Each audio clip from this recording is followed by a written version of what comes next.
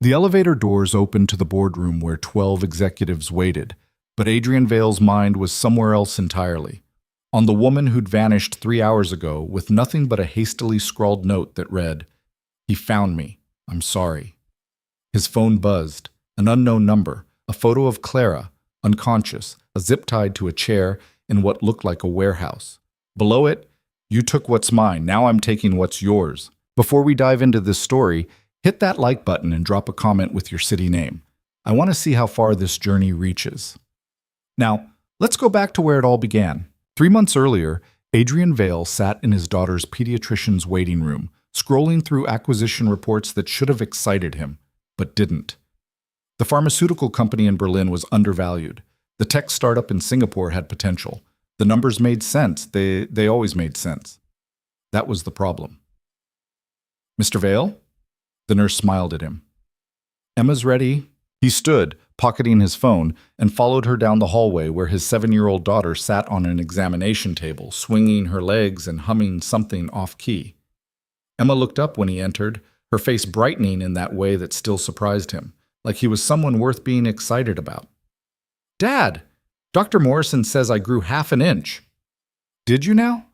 He ruffled her dark hair so much like her mother's it sometimes hurt to look at. "Pretty soon you'll be taller than me." "That's not possible. You're giant." Dr. Morrison laughed, making notes on her tablet. "She's perfectly healthy, Mr. Vale, though I'd still like to see her eating more vegetables and less—" She glanced at Emma with mock severity. "Chicken nuggets." "They're a food group," Emma said seriously. Adrian caught the doctor's eye and shrugged. "We're working on it." 20 minutes later, they were back in his Mercedes. Emma buckled into the back seat and already absorbed in some game on her tablet.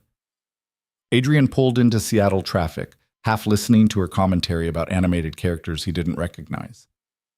"Are you listening?" Emma asked suddenly. "Of course."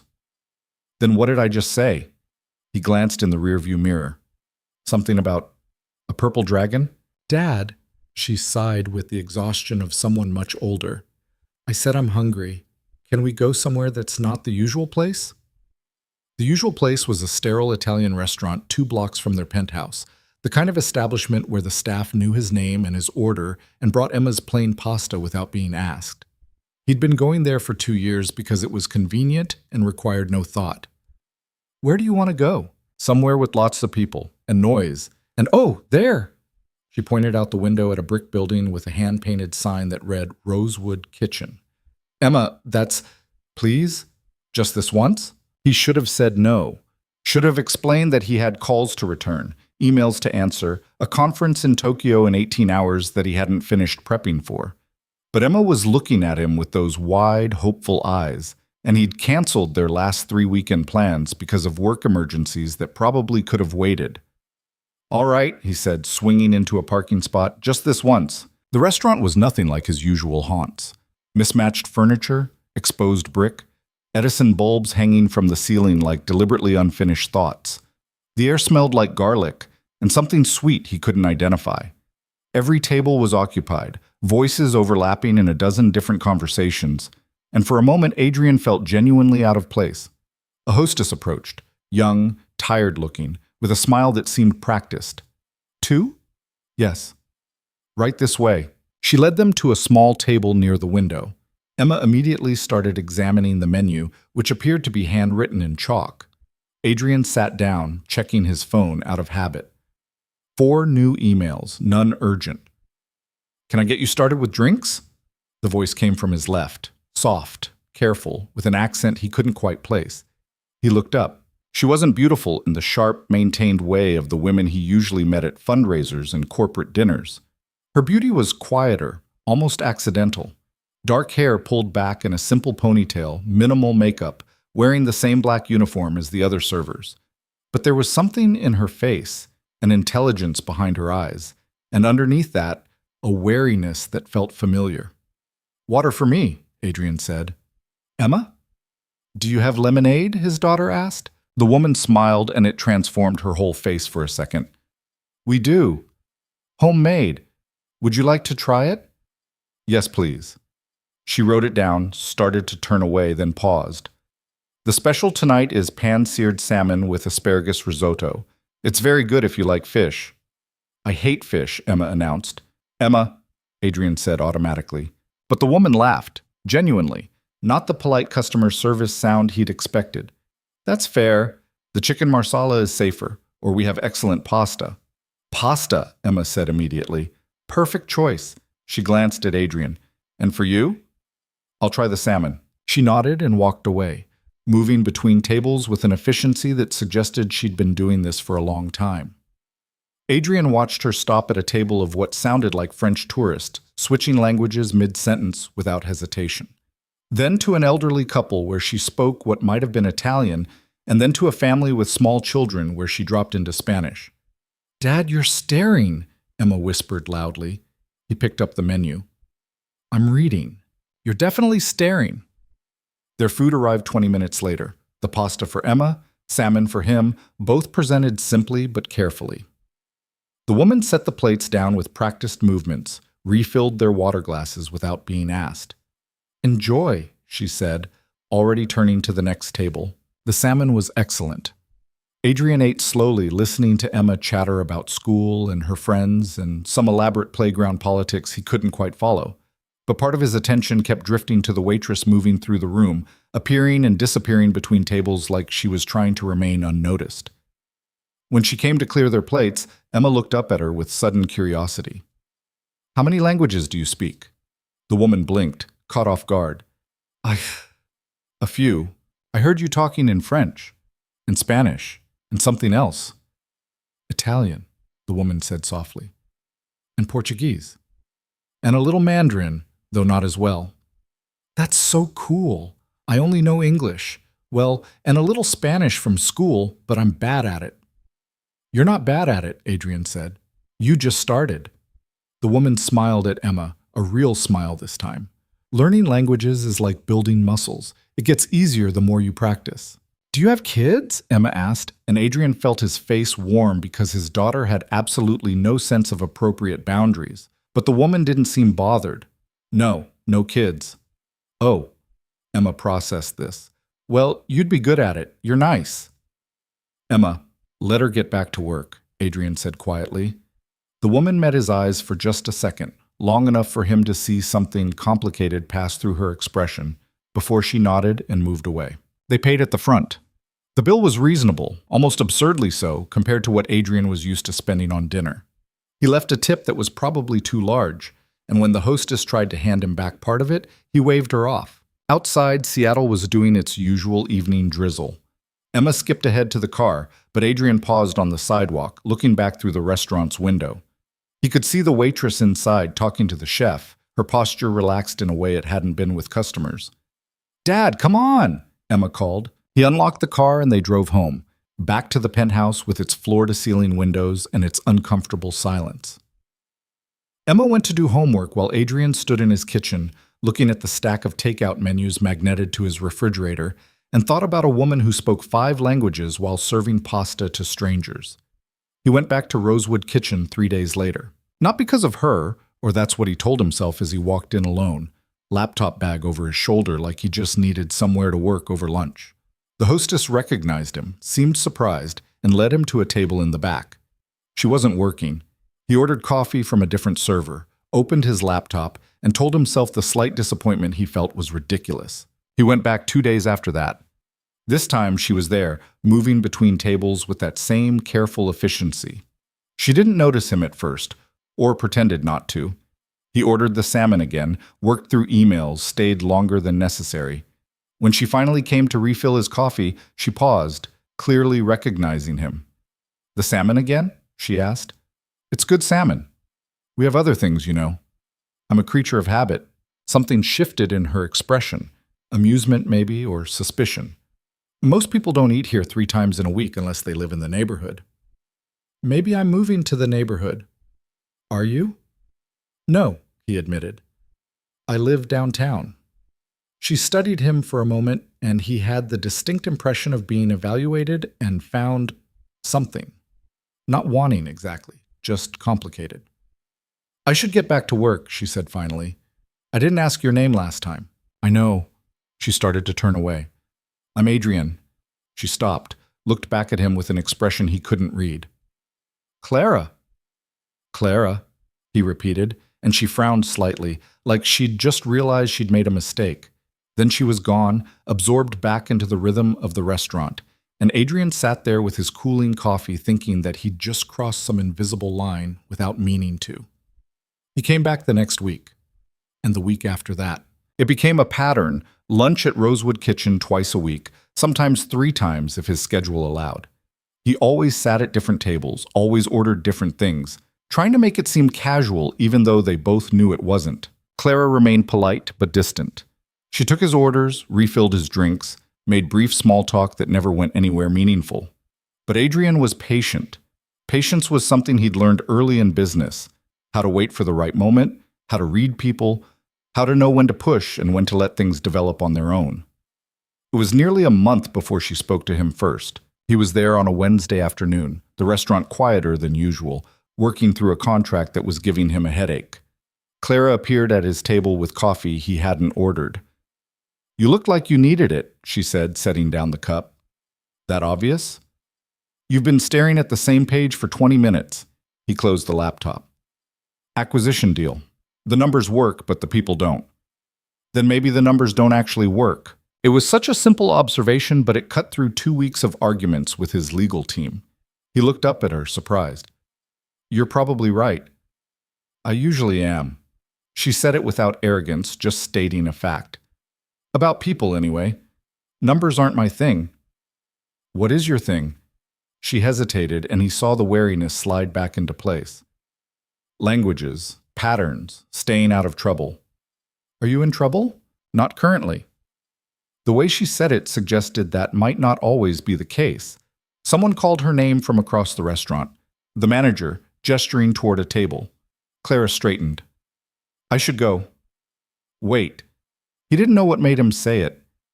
"Are you working Friday night?" "Why?" "Because I'm thinking of bringing my daughter back here. She liked it last time." Clara's expression softened slightly at the mention of Emma. "The one who asked about languages?" "That's her. She's sweet." "She's relentless," Adrian said. "But yes, also sweet." "I'm not working Friday." Clara picked up her tray. "But I hope you both enjoy your dinner." She walked away before he could respond, and Adrian sat there feeling like he'd just failed some kind of test he didn't know he was taking. Emma did ask to go back to Rosewood Kitchen, as it turned out. Not on Friday, she had a sleepover that got rescheduled, but the following Tuesday. They went for early dinner, and Clara was working, and Adrian told himself the way his mood lifted when he saw her was about Emma's happiness, not his own. Emma waved enthusiastically when Clara approached their table. "Hi, I remember you." "I remember you too," Clara said, smiling. "The language enthusiast. I've been practicing my Spanish. Quiero pasta, por favor." "Muy bien," Clara said, and Emma beamed. "Your pronunciation is getting better." They ordered pasta for Emma, chicken marsala for Adrian, and Clara lingered at their table slightly longer than necessary, asking Emma about school and her Spanish class. Adrian watched the way his daughter lit up under the attention, chattering about things she normally kept to herself, and felt something uncomfortably close to gratitude. When Clara brought their food, Emma asked, "Do you like working here?" "Emma," Adrian warned, but Clara laughed. "It's okay. I do like it. The people are kind. The food is good. It's a nice place to be." "But what do you really want to do, Zik?" Emma pressed. "Like, if you could do anything." Clara set down their plates carefully. "That's a big question." "Mom always said big questions are the important ones." Emma said it casually, not noticing the way Adrian's entire body tensed. Clara's eyes flickered to him, just for a second, before returning to Emma. "Your mom sounds smart." "She died when I was 4, Emma said matter-of-factly. "I don't remember her much. Just little things." "I'm sorry," Clara said softly, and Adrian could hear that she meant it. "It's okay. Dad takes good care of me." Emma smiled up at him, unaware of the weight she'd just added to the conversation, even though he works too much. "Emma," Adrian said, more sharply than he intended. "What?" "You do."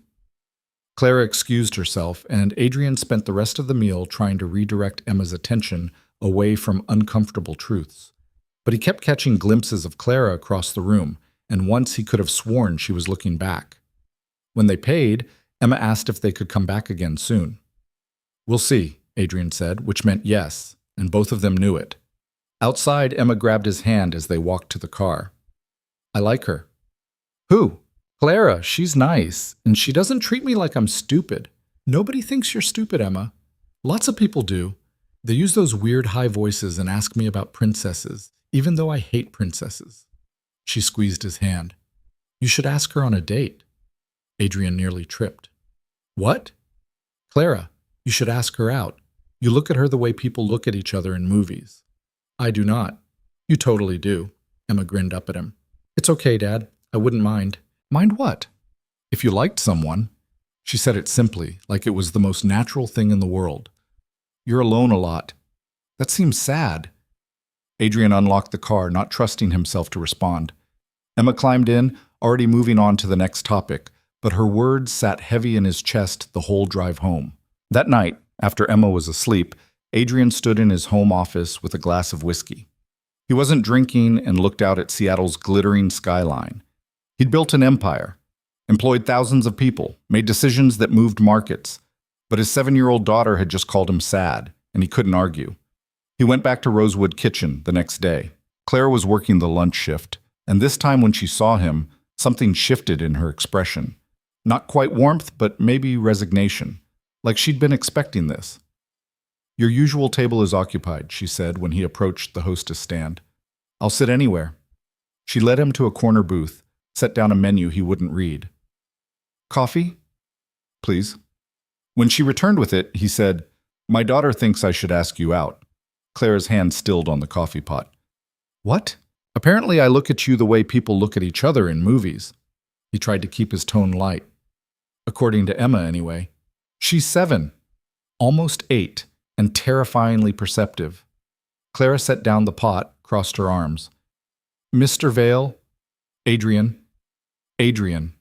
She said his name carefully, like testing its weight. "I'm not interested in whatever this is." "This?" "You. Coming here. The attention." "Is it unwanted?" She looked at him for a long moment. "Yes." He should have left it at that, should have apologized, paid for his coffee, and never come back.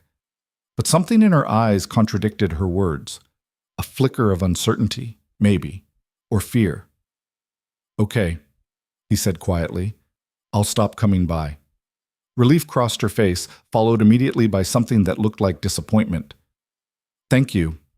She walked away, and Adrian sat there with his untouched coffee, feeling like he'd just made either the best or worst decision of his year. He didn't go back for 2 weeks. It was harder than it should have been. He thought about Clara more than was reasonable, wondered what her story was, why she spoke 5 languages but worked serving tables, what she was so clearly running from.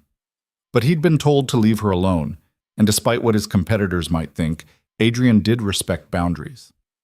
Emma noticed his absence from Rosewood kitchen immediately. "Did something happen?" she asked one night over their usual boring pasta at the usual boring Italian place. "What do you mean?" "We haven't gone to the place with Clara." "She asked me to stop coming around." Emma frowned. "Why?" "Because sometimes people aren't ready for attention." "Did you do something weird?" "Probably." He smiled despite himself. "I'm not great at this stuff, Em." "You're not great at a lot of stuff," she said loyally, "but you're still pretty okay." 3 days later, Adrian was working late in his office when his phone rang. Unknown number. He almost didn't answer. "Mr. Vale?" The voice was familiar, the manager from Rosewood kitchen. "This is Marcus Chen. We met briefly. I remember. Is everything all right?" "It's Clara." Marcus sounded worried. "She's in the back room and something's wrong. She won't talk to anyone, but she had your business card in her apron, and I thought maybe—" Adrian was already grabbing his keys.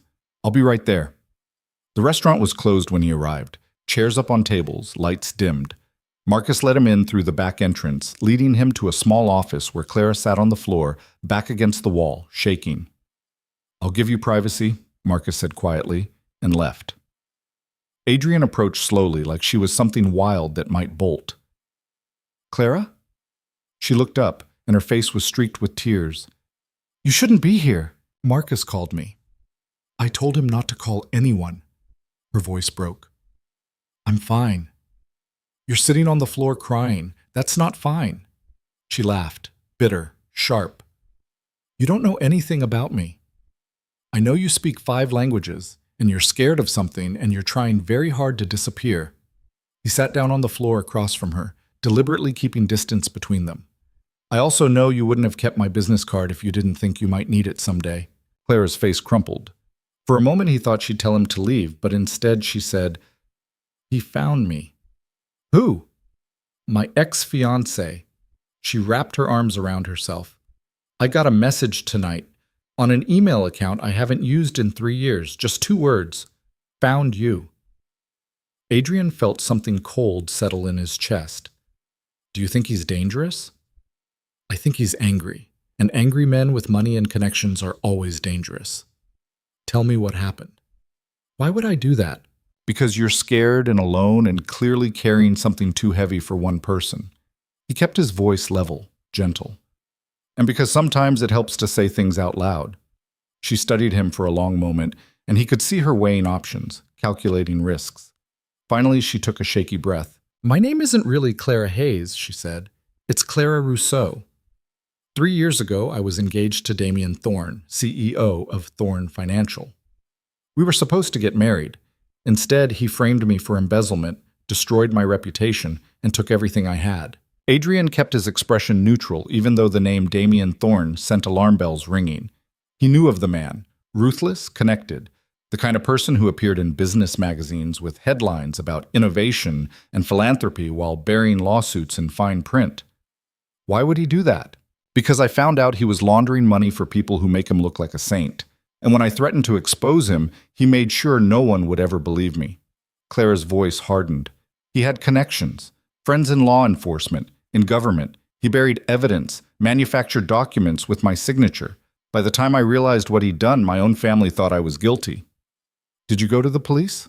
The police believed him. Everyone believed him. She wiped her eyes angrily. So I ran, changed my name, moved across the country. Learned to be invisible. And it worked for 3 years. Until tonight. Adrian processed this, connecting pieces. You're not just hiding from an ex. You're hiding from someone who wants to make sure you stay silent. Yes. And now he knows where you are. Yes. She looked at him, vulnerable in a way that made his chest tight. I have to leave Seattle. Tomorrow, probably. Start over somewhere else. Or, Adrian said carefully, you could let me help. Clara laughed bitterly. You can't help with this. You'd be surprised what I can do. Why would you even want to? You don't know me. He considered the question seriously. I know you're intelligent, kind to my daughter, and working a job you're overqualified for because you're trying to survive. I know someone hurt you badly and you're still here, still fighting. That's enough for me. You're insane. Probably. He stood, offered her his hand. But I'm also stubborn, and I have resources you don't. Let me help, Clara, or Rousseau, whoever you want to be. She stared at his outstretched hand like it might bite her. What do you want in return? Nothing. Everyone wants something. Then I want you to stop running. He kept his hand steady. Just for a minute, long enough to figure out if there's another option. Clara looked at him for a long time, assessing, calculating, searching for the trap. Whatever she saw in his face must have satisfied her, because she finally took his hand and let him pull her to her feet. Okay, she said quietly. 1 minute, then I'm gone. Adrian smiled. 1 minute, that's all I need. He was lying, of course. 1 minute would never be enough. That 1 minute stretched into an hour in Adrian's car, parked in the empty lot behind Rosewood Kitchen. Clara sat in the passenger seat, staring straight ahead while he made phone calls. First to his head of security, then to a lawyer he'd used for sensitive matters, then to someone whose title he didn't specify, but who apparently owed him a favor. You have a lot of people on speed dial, Clara said when he finally set down his phone. Comes with the territory. What territory is that exactly? I know you have money, the watch gives it away, but I don't actually know what you do. Adrian pulled out onto the street. I buy companies, fix them, sometimes sell them, sometimes keep them. It's boring. Boring people don't have head of security on speed dial. Fair point. He glanced at her. Where are you staying? A studio apartment in Greenwood, month-to-month lease under a different name. Pack a bag. You're staying somewhere else tonight. Clara's shoulders tensed. I'm not going home with you. I wasn't offering my home. I have a daughter, remember? I'm putting you in a hotel, somewhere with security cameras and a lobby guard and doors that actually lock. I can't afford... I can. He said it simply, without condescension. Let me do this, Clara. Please. She was quiet for a long moment. Why are you helping me? Because someone should have helped you 3 years ago and no one did. That's not an answer. It's the only one I've got right now. They drove to her apartment, a rundown building that made Adrian's jaw tighten. Clara ran inside and emerged 10 minutes later with a duffel bag that looked like it held everything she owned. She didn't say goodbye to anyone, didn't leave a note, just got back in the car like she'd done this before. The hotel was downtown, upscale enough to have actual security, but not so flashy that she'd stand out. Adrian checked her in under a corporate account, handed her the keycard. Get some sleep, he said. We'll figure out next steps tomorrow. Clara held the keycard like it might dissolve. I'm still leaving Seattle. Maybe, but not tonight. She looked up at him, searching his face for something. You really think you can fix this? I think running hasn't worked so far. Maybe it's time to try standing still. He left before she could argue, but he sat in his car for 20 minutes afterward, making sure no one followed her to her room. Emma was asleep when he got home. Adrian checked on her, something he did every night, a ritual left over from when she was a baby, and he'd been terrified of doing everything wrong. She was sprawled across her bed, covers kicked off, clutching a stuffed elephant she'd had since she was 3. He pulled the blanket over her, kissed her forehead, and went to his office to start reading everything he could find about Damien Thorne. It was worse than he'd expected. Thorne Financial had a pristine public image, venture capital firm, tech investments, charitable foundation. But if you looked deeper past the press releases and the glossy photos, there were patterns. Lawsuits settled quietly. Former employees who signed NDAs. Business partners who suddenly disappeared from public record. And then there was Clara, or rather, the ghost of her. 3-year-old news articles about Clara Rousseau, former VP at Thorne Financial, arrested for embezzling $12 million. The charges had been dropped due to insufficient evidence, but the damage was done. Her face was all over the internet, looking young and scared in her mugshot. Adrian pulled up her LinkedIn profile from before the scandal. Economics degree from Georgetown, MBA from Wharton. Spoke 6 languages, she'd undersold herself. She'd worked at Thorne Financial for 4 years, rising fast, engaged to the boss. Then nothing. The profile went dark. No updates, no new positions. Like she'd ceased to exist. He worked until 3 in the morning, building a timeline, taking notes, finding holes in Thorne's story. When he finally went to bed, his mind was still racing with possibilities. Emma found him asleep at his desk the next morning. Dad, you're drooling on important papers, she announced, poking his shoulder. He sat up, disoriented. What time is it? 7:30. Mrs. Chen is here. She says you didn't tell her you'd need her this morning, but she came anyway because she's a miracle worker. Emma tilted her head. Her words? Not mine. Adrian rubbed his face. Mrs. Chen was their housekeeper and occasional nanny, a woman in her 60s who ran their household with ruthless efficiency and never let him forget it. Tell her I'll be out in 5 minutes. Tell her yourself. I'm eating cereal. Emma skipped out and Adrian stood, his back protesting the night spent in a desk chair. He needed coffee, and a shower, and to check on Clara. He texted her from the kitchen while Mrs. Chen made pointed comments about his appearance. Late night? She asked, pouring him coffee he definitely didn't deserve. Work stuff. You look terrible. Thank you, Mrs. Chen. Very helpful. I speak truth. She set down the coffee pot. Emma says you've been distracted lately. Emma talks too much. Emma is perceptive, like her mother. Mrs. Chen's expression softened slightly. Whatever you're dealing with, don't shut her out. She notices more than you think. Adrian's phone buzzed. Clara. Still alive, haven't been murdered. You can stop checking. He typed back, meeting at my office, 10 a.m. I'll send a car. Clara. I can take the bus. Adrian. Humor me. She didn't respond, but 20 minutes later she sent him the hotel address, which he already had. The car service picked her up at 9:30. Adrian watched from his office window as she arrived, stepping out of the black sedan looking uncomfortable in clothes that didn't quite fit her anymore, like she'd lost weight since buying them.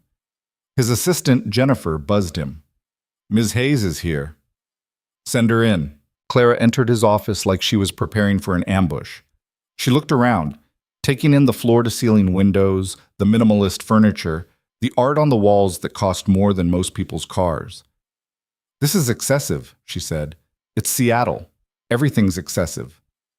You have a couch in your office. Sometimes I sleep here. That's depressing." Adrian gestured to the chairs across from his desk. "Sit, please." She sat, but on the edge of the chair, ready to bolt. "What's this meeting about?" "I want to hire you."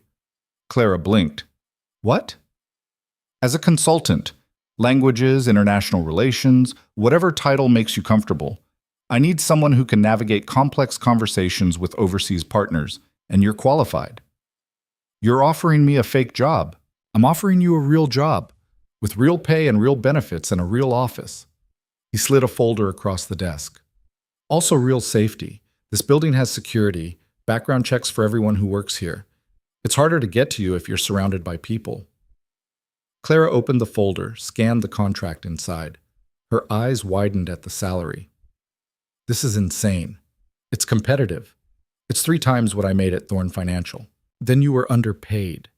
He leaned back. "Look, I know what you're thinking. This is charity, but I'm not a charitable person, Clara.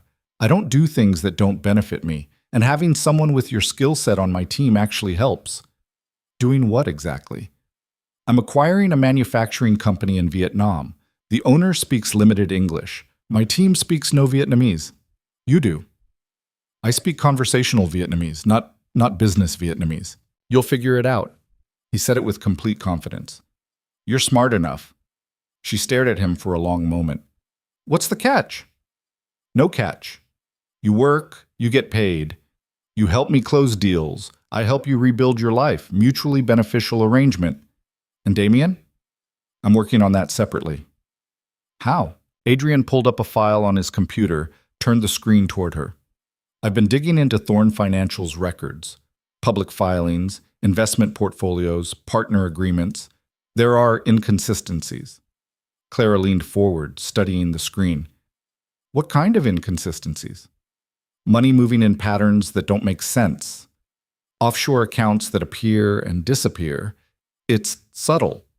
Whoever set it up knew what they were doing, but it's there. I told the police this 3 years ago. The police didn't have motivation to look. I do." "Why? What's in this for you?" Adrian closed the laptop. "Honestly, I don't know yet. Maybe I'm just bored. Maybe I like complicated problems. Or maybe—" He paused. "Maybe I'm tired of watching powerful people hurt others and get away with it." Clara sat back, processing this. "You barely know me." "I know enough." "You really don't. Then work for me and I'll learn more." He stood, walked to the window.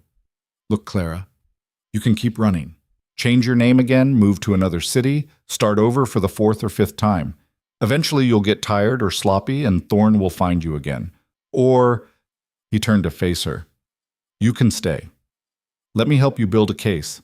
Take back what he stole." "He stole everything." "Then let's steal it back." She laughed, but it was hollow. "You make it sound simple. It won't be simple. It'll probably be messy and complicated and take longer than either of us want. But it's an option that isn't running." Clara looked down at the contract in her hands. "I don't trust easily. I noticed. And I don't like owing people." "You won't owe me. You'll work. I'll pay you. That's how jobs function." She met his eyes. "If I do this, and I'm not saying I will, I need ground rules." "Name them." "I'm not your charity project. I'm not your damsel in distress. I do my job, you do yours, and we keep our personal lives separate." "Agreed." "I mean it, Adrian. No more showing up at my workplace. No more midnight rescues. No more—" She waved her hand vaguely. "Whatever this is." "This. You know what I mean." He did know. He also knew that trying to keep personal and professional separate when you were actively investigating someone's attempted murder of your character was probably impossible. But he nodded anyway. "Strictly professional," he said. "Good. She signed the contract with a pen from his desk, her signature quick and practiced. When do I start? Monday. That gives you the weekend to move out of that studio and into somewhere safer. I can find my own apartment. I have a property manager who specializes in secure buildings. Let me connect you. Clara opened her mouth to argue, then seemed to realize it was pointless. Fine, but I'm paying market rate. Of course. She stood, tucking the contract under her arm. Thank you. I think. This feels like a mistake, but I'm running out of good options. It's not a mistake. You don't know that. I'm rarely wrong about people. Everyone's wrong sometimes. She moved toward the door, then paused. Your daughter, Emma. Does she know about any of this? No, and I'd like to keep it that way for now. Agreed. Kids don't need to know about the messy parts. Something passed across her face. Grief, maybe, or regret. She seems like a good kid. She is. Then don't let this, whatever we're doing, put her in danger. I won't. Clara nodded and left, and Adrian stood at his window watching her cross the lobby below. She moved like someone used to being watched, her posture careful, her path deliberate. Jennifer knocked on his door. You have a 2 o'clock with the Berlin acquisition team. Cancel it. Adrian, they flew in specifically for this meeting. Reschedule, something came up. Jennifer gave him a look that suggested she knew exactly what had come up, but was too professional to comment. I'll handle it. The rest of the day, Adrian spent building a network. He called in favors, contacted people he hadn't spoken to in years, reached out to investigators who specialized in financial crimes.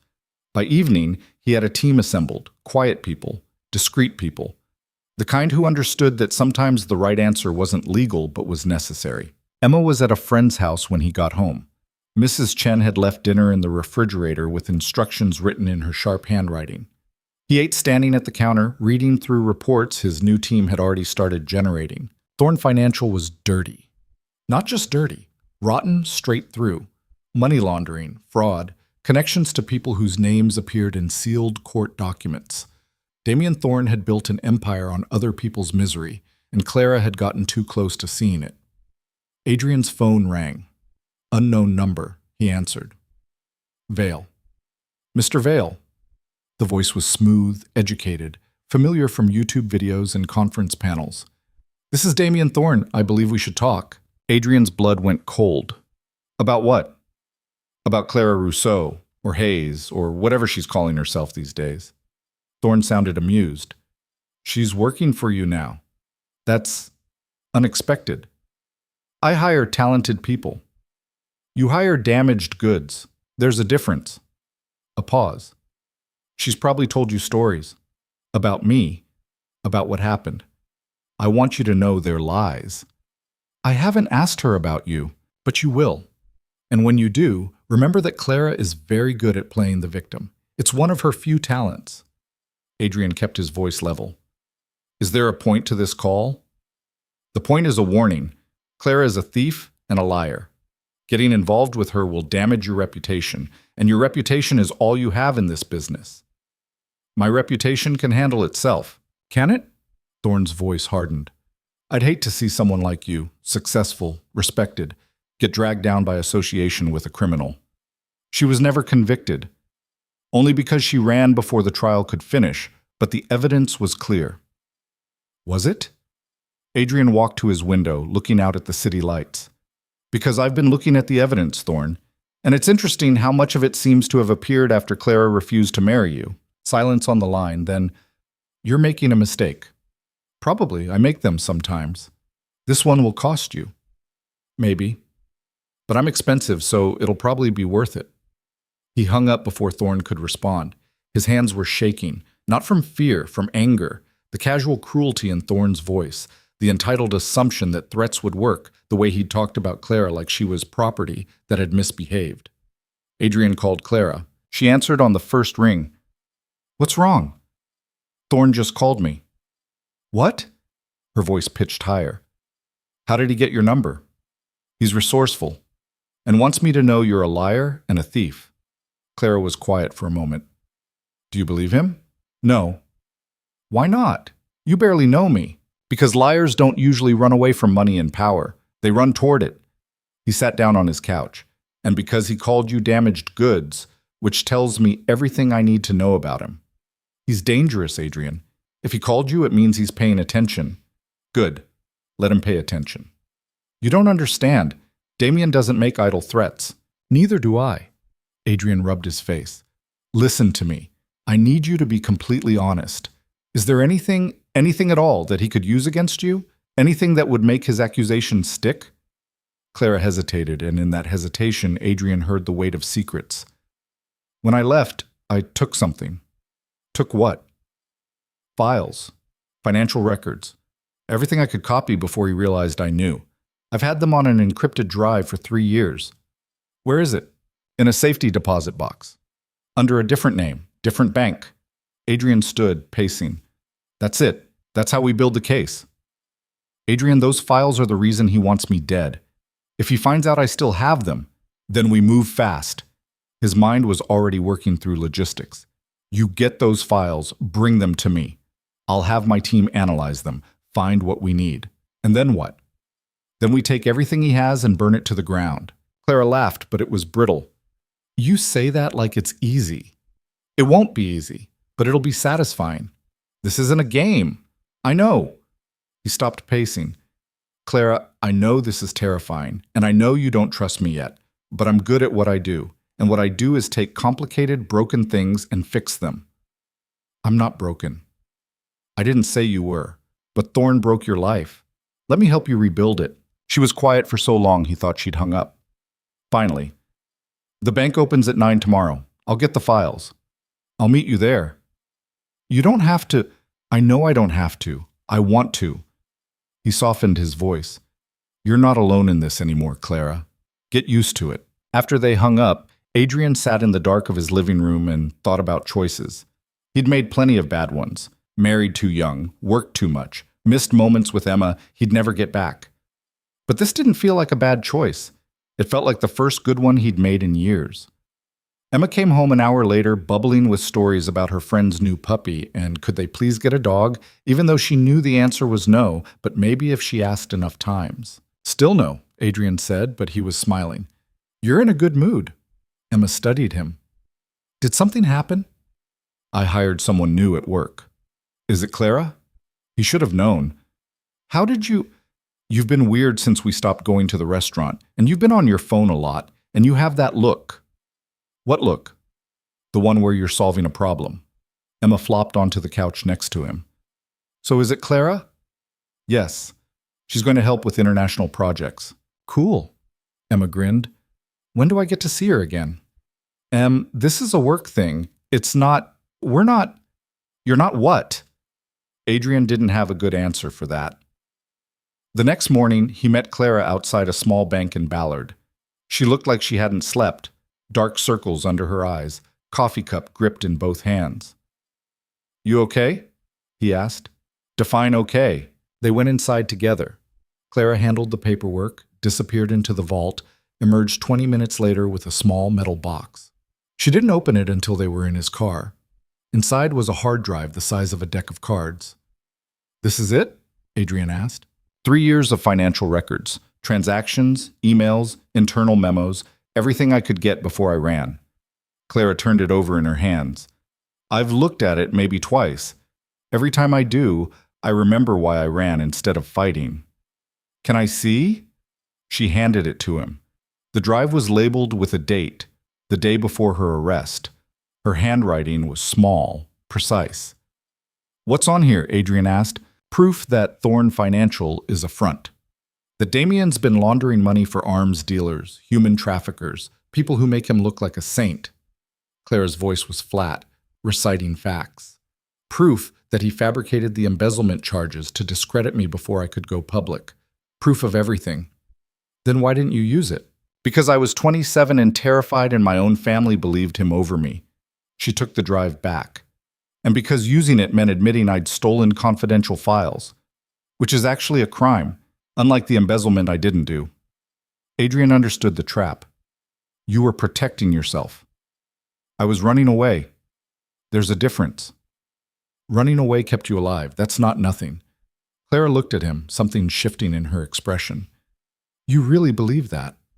I do. Why? Most people would call me a coward.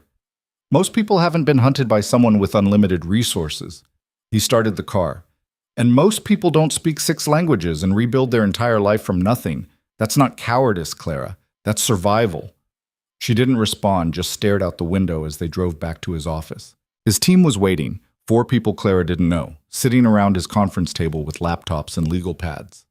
Adrian introduced them quickly. Sarah Chen, forensic accountant, Marcus Wu, corporate investigator, Jennifer Ross, lawyer who specialized in financial crimes, and David Kim, someone whose job title Adrian described vaguely as problem solver. "This is Clara Rousseau," Adrian said. "She's going to show you what Damien Thorne's been hiding." Clara set the hard drive on the table like it might explode. "Everything you need is there, probably more than you want." Sarah plugged it into her laptop, started scrolling through files. Her eyes widened. Wow, this is years of data." 3 years, Clara said, plus historical records going back another 5. "This is going to take time to analyze," Marcus said, already making notes. "We don't have time," Clara said. "Thorne knows I'm here. He called Adrian last night. That means he's moving." "Then we move faster." Adrian looked at his team. "I want a preliminary analysis by Monday. Full breakdown by end of next week. Find everything that connects to criminal activity. Find everything we can use." "And what are we using it for exactly?" Jennifer asked. "Because if you're thinking of going to the police with stolen files, I need to advise you about the legal ramifications." "I'm not going to the police." Adrian turned to Clara. "I'm going to destroy him the same way he destroyed you, publicly, completely. No coming back from it." "That's going to make enemies," David said quietly. "I have enemies. I'll have more." Clara stood. "I should go. Let you all work." "Stay," Adrian said. "You know this material better than anyone. We need you here." "I'm not good at this, the teamwork thing." "You'll learn." She hesitated, then sat back down, and Adrian watched his team absorb this new person into their circle. Sarah asked technical questions. Marcus wanted timelines. Jennifer needed context, and Clara answered each one precisely. Her fear gradually replaced by something else. Focus, maybe. Or anger finding a productive outlet. They worked until late afternoon, breaking only when Adrian ordered pizza and made everyone eat. Clara barely touched her food, too absorbed in explaining transaction patterns to Sarah. "Look at this one," she said, pointing to the screen. 60 million moving from this account to this offshore shell company, which then distributes it across 4 countries in amounts just below reporting thresholds. "Classic structuring," Sarah muttered. "And it's all documented?" "Thorne documents everything. It's his weakness. He thinks being organized makes him untouchable." "It usually does," Marcus said. "Unless someone on the inside turns witness." Everyone looked at Clara. "I'm not testifying," she said flatly. "I'm not putting myself in that position." "You might not have a choice," Jennifer said gently. "If this goes to trial..." "It won't go to trial. We're not doing this legally, remember?" Adrian leaned back in his chair. "What if we did both?" "Both what?" Clara asked. "Legal and illegal. We build an airtight case, hand it to the FBI with your files as evidence. But we also leak the information publicly, to journalists, to Thorne's investors, to everyone who matters. Even if he beats the criminal charges, his reputation is destroyed." "He'll come after me," Clara said. "He's already coming after you." "At least this way you hit back." Clara looked around the table at these people she'd just met, who were already planning to upend their lives for hers. "Why are you all doing this? None of you know me." "We know you," Sarah said simply. "Adrian doesn't bring people into the inner circle unless they're worth it." "Inner circle," Clara repeated. "Is that what this is?"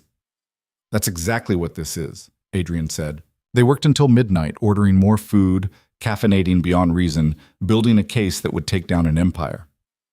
Clara had thought she'd spend this day packing her bags and planning her exit from Seattle. Instead, she was sitting in a conference room surrounded by people who actually believed her. It was terrifying.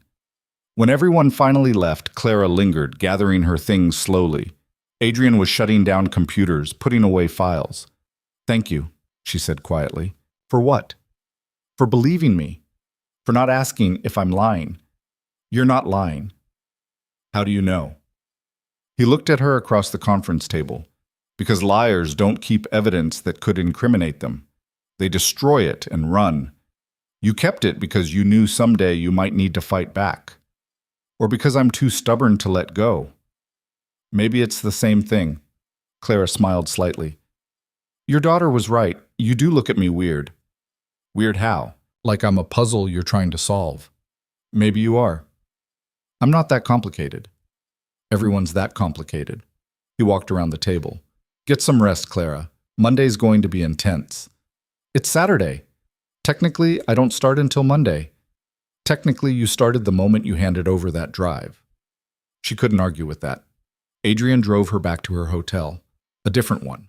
More secure. Arranged by his team. She got out of the car, then paused. Adrian? Yeah?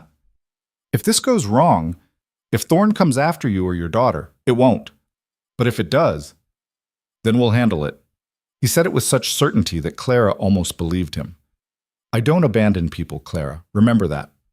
She nodded and went inside, and Adrian sat in his car for a long time afterward, thinking about promises he wasn't sure he could keep. Monday morning, Clara showed up at Adrian's office building wearing clothes that actually fit. New ones purchased over the weekend with money from her first paycheck that hadn't even cleared yet. She'd used a credit card she'd been afraid to touch for 3 years, half expecting it to trigger some alarm in Damien's network. Nothing happened.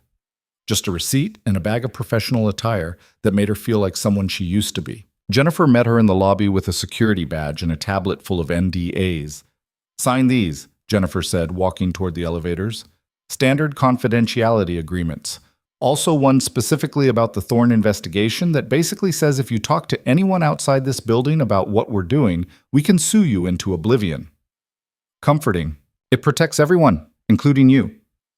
Jennifer pressed the button for the 15th floor. Adrian's in meetings until 10, but Sarah wants to walk you through the preliminary findings. We've already found some interesting discrepancies. Clara's new office was smaller than Adrian's, but still nicer than anywhere she'd worked in 3 years. Windows overlooking the city, actual furniture, a computer that didn't take 5 minutes to boot up. This is too much, she said. It's standard, Jennifer replied. Well, standard for senior consultants, which is apparently what you are now.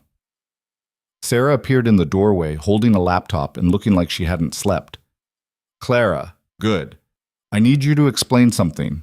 They spent the next 2 hours going through financial records, Clara translating the chaos of Thorne's accounting into something comprehensible. She'd forgotten how good she was at this, seeing patterns and numbers, understanding the story behind the transactions. It felt like using muscles she'd let atrophy. Here, Clara pointed at the screen. This series of transfers. They're listed as equipment purchases, but the amounts don't match any actual equipment costs, and they're all going to the same shell company in the Caymans.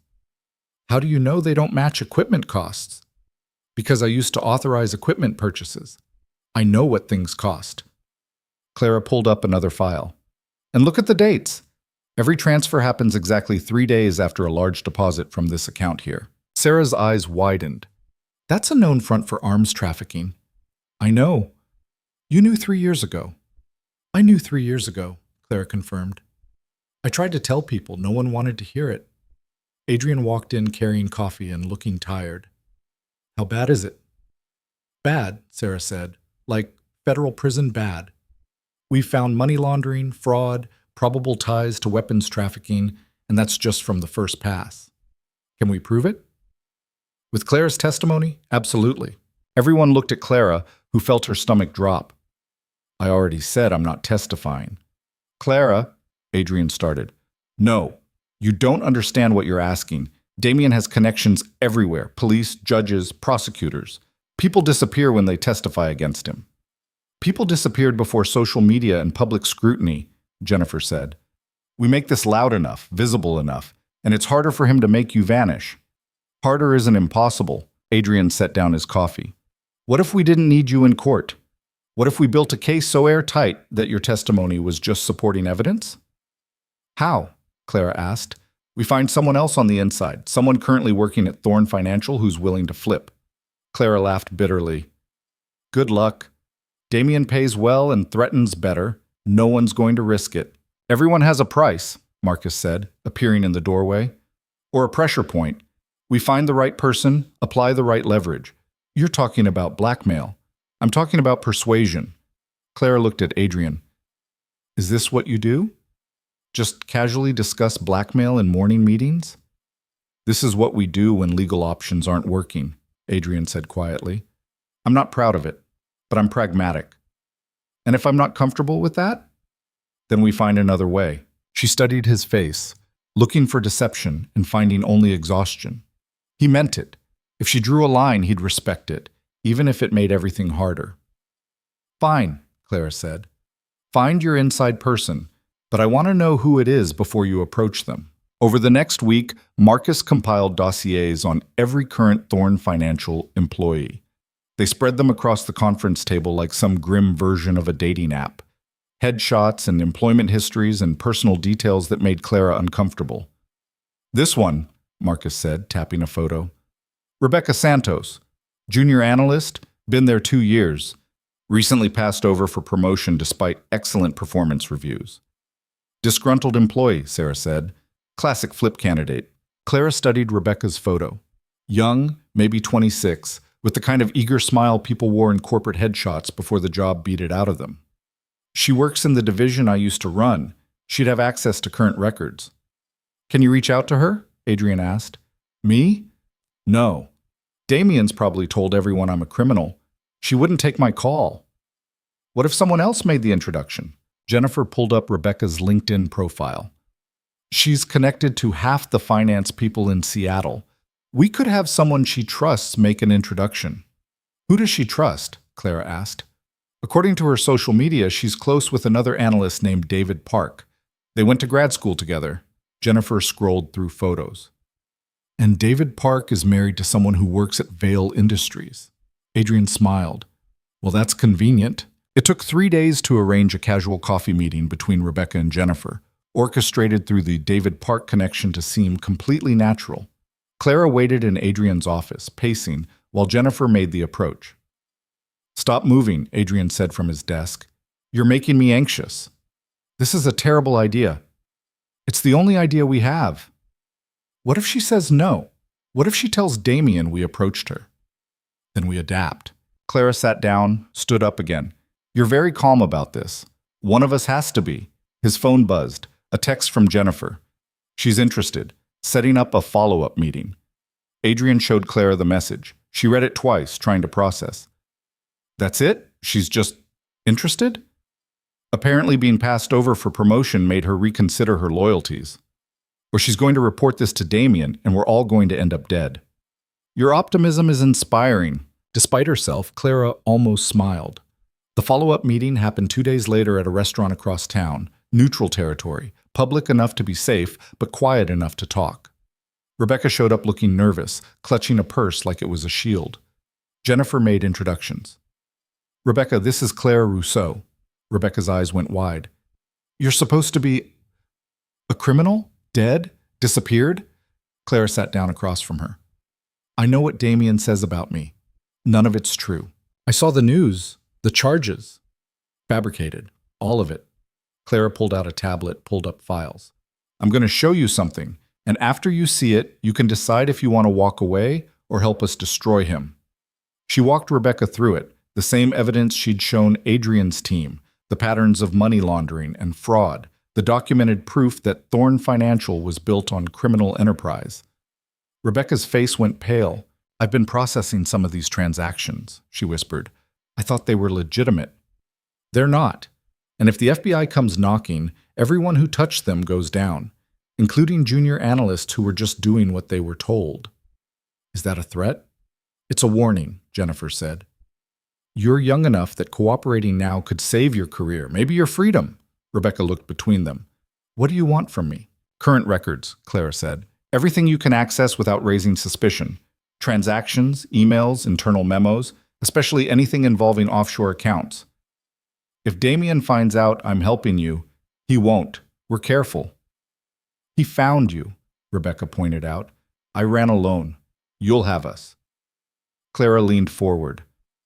Look, I know you're scared. I was terrified 3 years ago. I'm still terrified now. But the only way to stop being scared is to fight back. Rebecca was quiet for a long time. Then, I want immunity. Full immunity from prosecution. Jennifer can arrange that, Clara said, glancing at the lawyer. Jennifer nodded. I have contacts at the U.S. Attorney's Office. If you cooperate fully, we can negotiate a deal. And my name stays out of the news? Completely confidential. Rebecca took a shaky breath. Okay, I'll do it. But I need time. I can't just download everything at once without someone noticing. How long? Clara asked. 2 weeks. Maybe 3. We don't have 3 weeks. Then you don't have my help. Rebecca stood. 2 weeks minimum. Take it or leave it. Clara looked at Jennifer, who nodded slightly. 2 weeks, but we need regular check-ins, proof you're actually gathering information. Fine.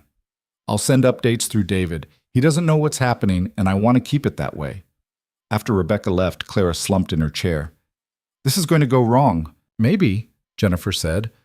But it's moving forward. That's something. That night, Adrian picked up Emma from soccer practice and found Clara waiting in his office when he got back to the building. She was sitting in the dark, staring out the window at the city lights. Rough day? He asked, turning on a lamp. Rebecca's going to get caught. She's too nervous, too scared. Scared people can be surprisingly effective. He sat down across from her. You were scared 3 years ago, and you still managed to copy all those files. That was different. I was running on adrenaline and rage. So is she.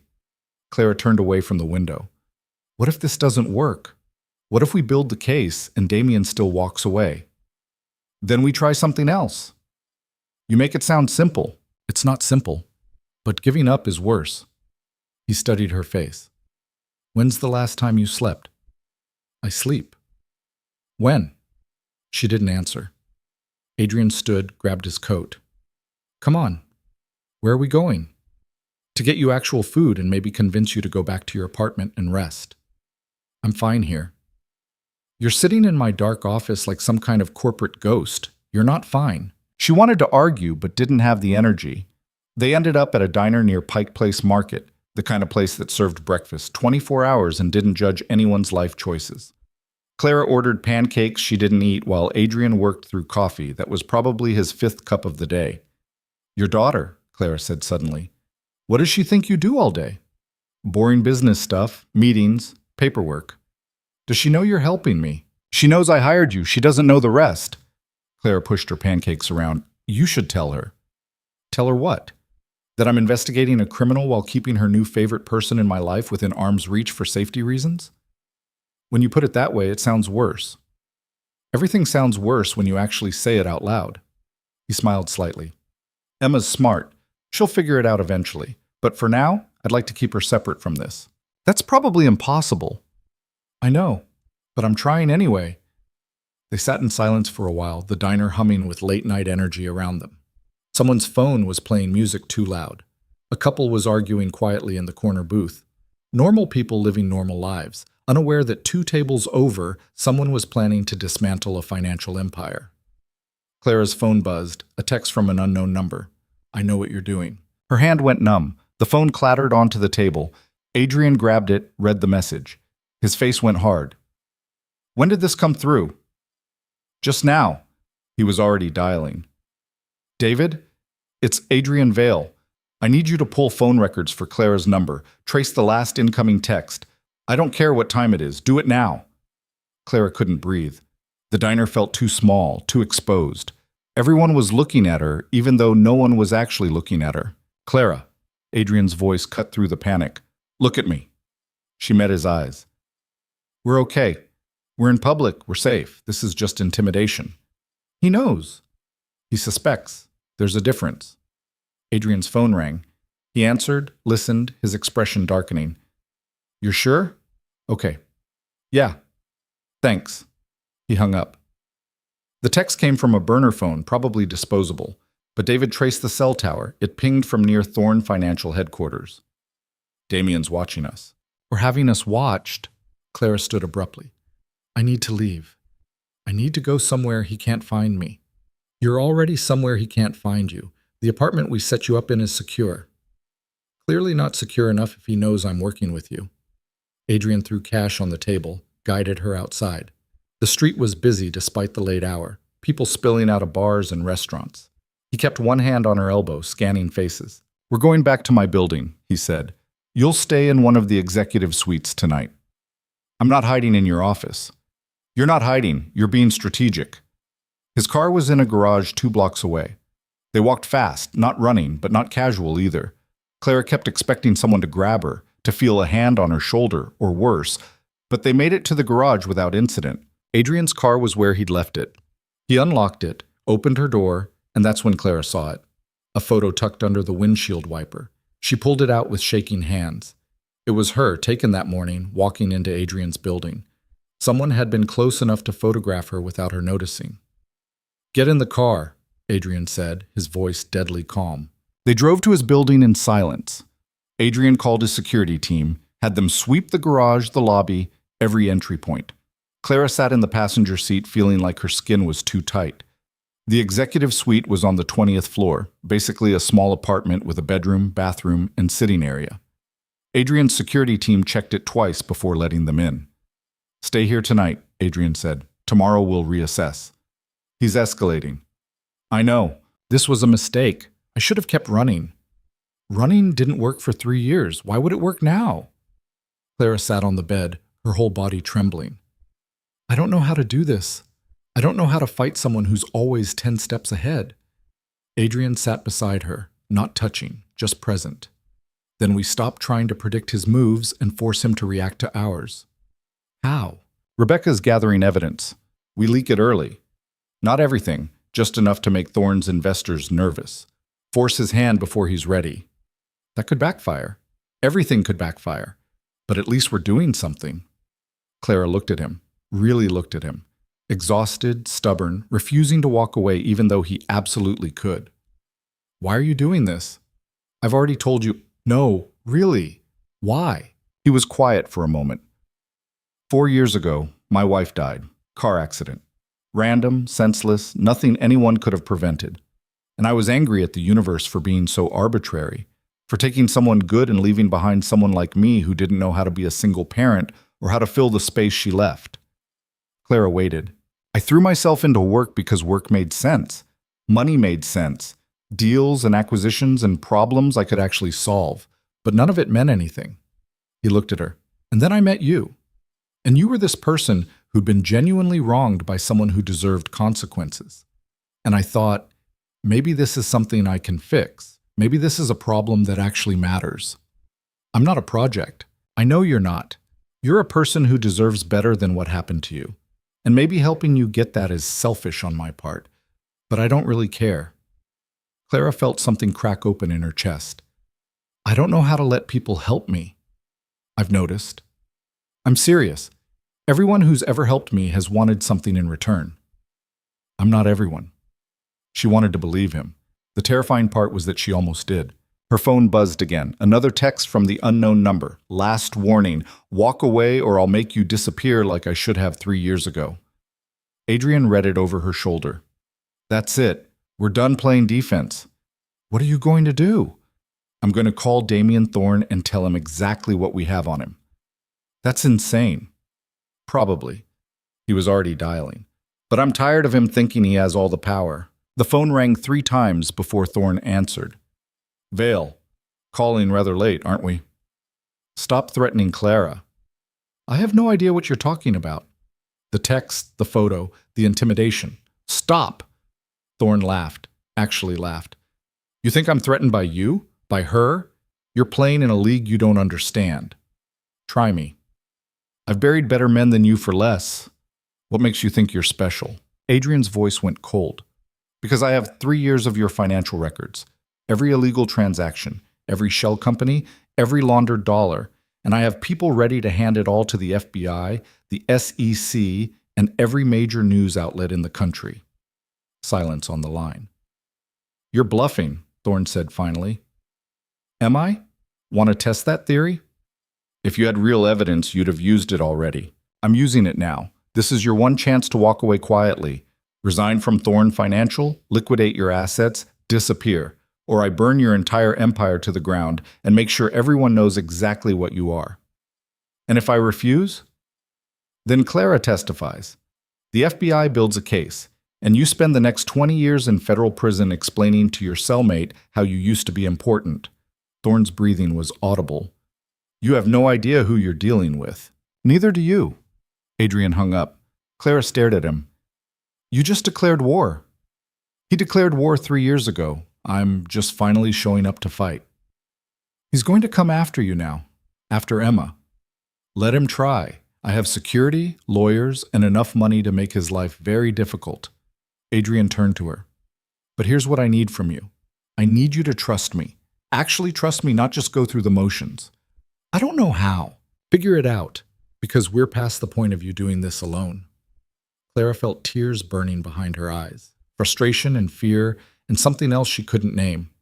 I hate this. I hate being scared. I hate feeling helpless. Then stop being helpless. You have power, Clara. Use it. What power? I'm a waitress pretending to be a consultant. You're an economist with 3 years of evidence and the knowledge to destroy him. You're the only person who understands his system well enough to dismantle it. That's not helpless. That's dangerous. She wanted to argue, but couldn't find the words. Adrian's phone rang, Sarah's name on the screen. He answered. What's wrong? Nothing's wrong. Something's right. Sarah sounded breathless. I found something. In the files Clara gave us. There's a pattern I missed before. Transactions that all flow back to one specific account. Whose account? Damien Thorne's personal account. Not the company's. His. Papers rustled in the background. If we can prove he personally profited from illegal transactions, that's fraud. That's prison time regardless of what else we prove. Adrian looked at Clara. How fast can you document this? Give me 3 days. I need to verify the chain of custody and make sure it'll hold up in court. You have 2 days. He hung up and turned to Clara. This is it. This is what we needed. Clara felt something shift. Not hope exactly, but possibility. 2 days isn't much time. It's enough. That night, Clara stayed in the executive suite while Adrian went home to Emma. She tried to sleep but couldn't, kept thinking about Damien's threats and Adrian's impossible confidence and the fact that for the first time in 3 years, she wasn't facing this alone. Somewhere around 3 in the morning, her phone rang. Rebecca's number. Hello? Clara. Rebecca sounded terrified. I think someone knows. Someone searched my computer while I was at lunch. They didn't take anything, but files were opened that I didn't open. Clara sat up. Did you see who?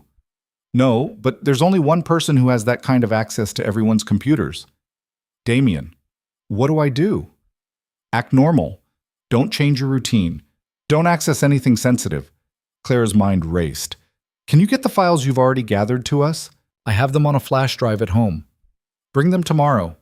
Meet Jennifer at the same restaurant, 1 o'clock. Can you do that? I think so. Rebecca, breathe. You're okay. We're going to get through this. After they hung up, Clara called Adrian even though it was late. He answered on the first ring, voice alert. What happened? She told him about Rebecca's call. We need to move faster, he said. If Thorne's suspicious, he'll lock down access.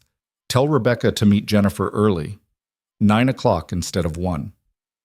What if it's a trap? What if Thorne knows and he's using Rebecca to draw us out? Then we spring the trap and deal with it. You make it sound simple. Clara. His voice softened. I know you're scared, but we're close. We have his personal accounts. We have Rebecca's current records. We have everything we need. 1 more day. Can you hold on for 1 more day? She wanted to say no, wanted to run like she'd been running for 3 years, but instead she said, 1 more day. That's all I'm asking. The next morning, Rebecca met Jennifer at a coffee shop downtown. She handed over the flash drive, looking like she might throw up, then disappeared into the crowd before anyone could stop her. Jennifer brought the drive straight to the office. Sarah plugged it in, started downloading files, her expression growing more intense with each folder. This is current, she breathed. These transactions are from last week. And look, here's Damien's personal account again, receiving funds directly from a known trafficking operation. Clara leaned over her shoulder, studying the screen. That's not even hidden. He's getting careless. Or arrogant, Marcus said. He thinks he's untouchable. Let's prove him wrong, Adrian said from the doorway. They spent the day building the final case, assembling documents, creating timelines, verifying sources. By evening, they had a file 200 pages long that documented 3 years of systematic fraud, money laundering, and criminal conspiracy. Jennifer reviewed it with the careful eye of someone who'd put away criminals for decades. This is solid. This is prosecutable. Can we take it to the FBI? Clara asked. We can. But once we do, it's out of our hands. They'll investigate, which takes time, months, maybe years. Adrian shook his head. We don't wait for the FBI, we go public first. That's risky, Jennifer warned. If the evidence gets challenged, then it gets challenged, but at least everyone knows what he is. Adrian turned to Clara. It's your call, your evidence, your choice. Clara looked at the file on the screen, 3 years of her life, reduced to data and documentation. She thought about the woman she'd been before Damien, confident and capable, the woman she'd become after, scared and hiding, and the woman she might be if she actually did this. We go public, she said, tomorrow morning. Send it to every news outlet, every regulatory agency, everyone who matters. I want the world to know what he did. Adrian smiled. Then let's burn it all down. They worked through the night, finalizing the package that would go out at 6 in the morning. Adrian had contacts at the Seattle Times, the Wall Street Journal, Bloomberg, Reuters. Marcus knew investigative journalists who specialized in financial crimes. Jennifer had connections at the SEC and FBI who would receive copies simultaneously with the press. Clara sat in the conference room at 4 in the morning, drinking coffee that had gone cold hours ago, watching her team prepare to detonate her entire past.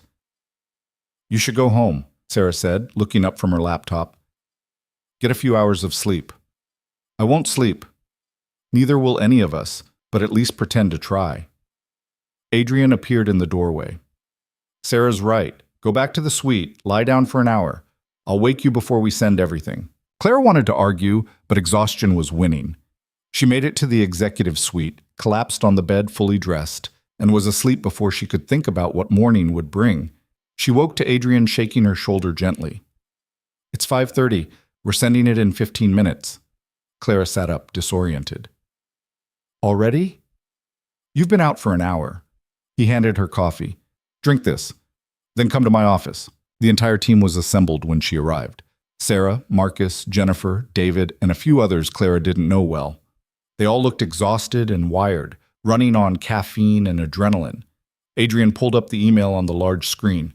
Attached were PDFs of the full report, spreadsheets of transactions, scanned documents with Damien's signature.